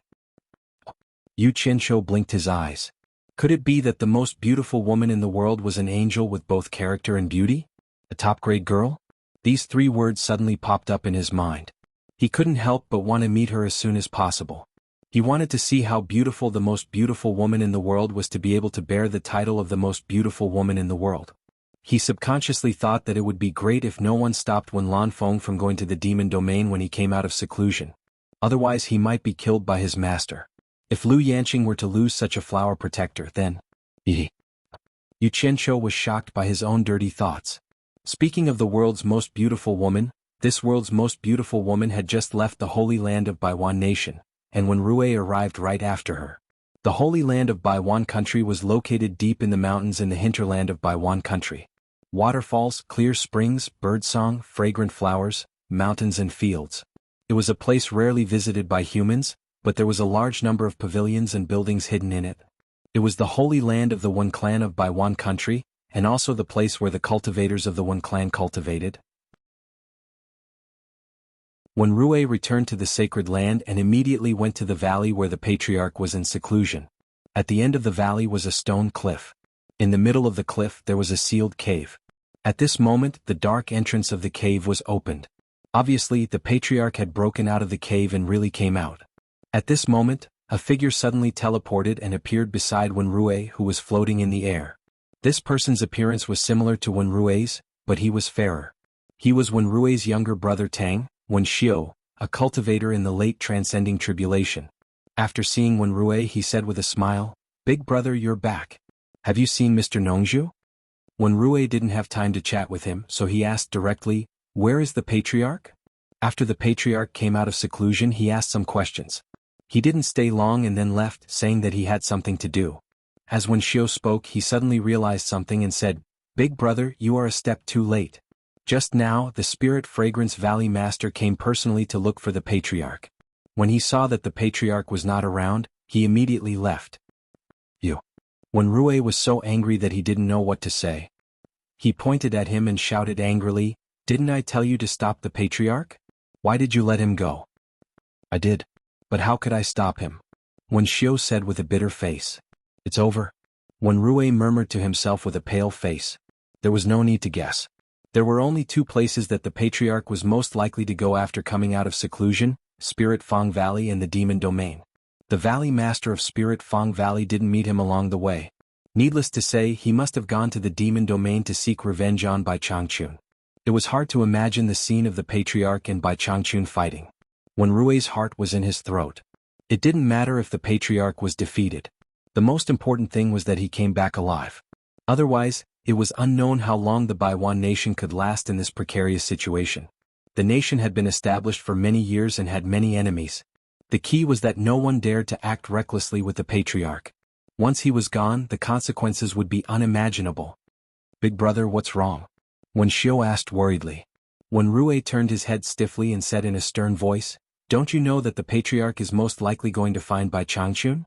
Why didn't you stop him with your life and wait for me to come back?" When Xiao paused and said, "Big brother, I know what you're worried about, but the patriarch has been in seclusion for many years.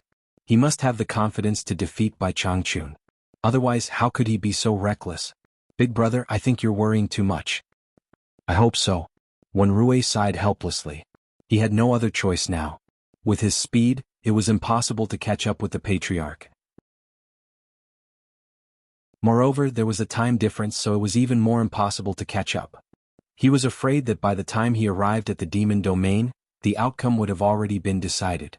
Now, even if he wanted to use his great cultivation to persuade the patriarch to come back, he could not get in touch without confirming the correct location. The only thing he could do now was to wait for the final result anxiously. When Lan Feng, dressed in a gray robe, was tall and slender. He was neither fat nor thin. Although his appearance was not as good as Nongju's, he was definitely a handsome man. The only flaw was that there was a touch of sadness between his eyebrows, and the stubble on his cheeks made him look a little decadent. In his calm and clear eyes, there was a lingering melancholy. When he looked back, the melancholy in his eyes seemed to be able to turn people into ashes. To be exact, it was soul-stirring. It was believed that this kind of eyes could attract many women. Coupled with his outstanding appearance and profound cultivation, no one knew why he couldn't attract the world's most beautiful woman, so he was so sad. When Rui and the others guessed correctly. After when Lan Feng came out of seclusion, he did go to find Bai Changchun. At this time he was flying straight through the sky, and his powerful cultivation forced out a transparent semi-arc-shaped light shield in front of him. He had already crossed the Demon Domain at a terrifying speed. In the sky above Xuanhuan Island in the 1,000-mile lake, a shadow crossed the sky. When Lan Feng stood quietly in the air. He stared at the island and the lake below with a complicated expression, and then slowly swept his eyes around. 100 years ago, it was here that he, who had always been proud of his cultivation, could not withstand 10 moves from his opponent. Only 10 moves? His opponent had seriously injured him. Thinking of this, a bitter smile appeared on Wen Lanfeng's face. That was the biggest mockery to him, the so-called second expert in the world. The second expert could not even withstand 10 moves from the first expert, and was seriously injured on the spot. If it were not for Nongju's timely rescue, he would not have been able to return to this world-famous Xuantian Island. 100 years of painstaking cultivation, abandoning all love and selfish thoughts, surprised even himself. He broke through the shackles of cultivation one after another, and his cultivation climbed to new heights. Looking back at his previous cultivation, it was like watching a joke. At that time, he felt that it would be difficult for his cultivation to break through again. He did not expect that Bai Changchun's lesson would give him such a great benefit. He was confident that his current cultivation was worlds apart from that time. If he continued to cultivate in that state, in less than 100 years, his seven-soul hero would merge back into his life soul, and he would be able to ascend to the immortal realm. This was a legend that had not been seen in the cultivation world for many years. However, Wen Lanfeng did not want to ascend to the immortal realm now. He had worries in his heart, and he did not want to become an immortal. As long as he defeated Bai Changchun, he could be with the person he loved. In his opinion, what was the point of becoming an immortal? It was better to stay with the person he loved for a long time. Wen Lanfeng could not help but smile when he thought of his vision of staying with Liu Yanqing. Bai Changchun's life was coming to an end, and he had not been able to ascend to the immortal realm. He must have encountered a bottleneck in his cultivation. He had already broken through that bottleneck, and he only needed to merge his 7-soul hero and life soul before he could ascend. However, he was suppressing his desire to merge with Bai Changchun, which meant that Bai Changchun was no match for him. The position of the world's #1 expert should be replaced. But I have no interest in the empty title of the world's #1 expert. I only want to be with Yanqing. Bai Changchun, you spared my life back then and I will spare your life now, Wen Lanfeng thought. Wen Lanfeng felt a little strange. Could it be that his cultivation was so high that Bai Changchun did not notice his arrival? Or was Bai Changchun not on the island at all? He swept his gaze across the island and saw a woman in white tending to the flowers and plants on the island. He could tell at a glance that she was a plant spirit. In another open space, a woman in purple was jumping around crazily, and her movements were very strange. He did not expect to see 2 more women on Shantian Island. That seemed to be Nongzhu's disciple, Zi. Was Nongzhu also on the island? Wen Lanfeng recognized Zi. Zi, is that you? Wen Lanfeng called out softly. Who called me? Zi, who was drenched in sweat, stopped her posture and looked around. Her gaze finally fell on a figure floating quietly in the air. When she saw who it was, her mouth turned into a cute circle. Lady Mu also noticed the visitor in the air. Zi calmed herself down and flew into the air in a flash. After confirming that it was Wen Lanfeng, she stammered in disbelief. Senior Wen, why are you here? She really did not dare to believe that Wen Lanfeng would come here. This was the place where he was once humiliated. Could it be that he came here with Senior Bai? Zi had vaguely guessed that possibility. Why can't I come? Wen Lanfeng smiled confidently and said, since you are here, your master must be here too. Where are they? He looked around again. You're tuning in to the Sword Dance in the Vast Sky YouTube channel. Don't forget to subscribe and join us on this journey to catch the most captivating stories.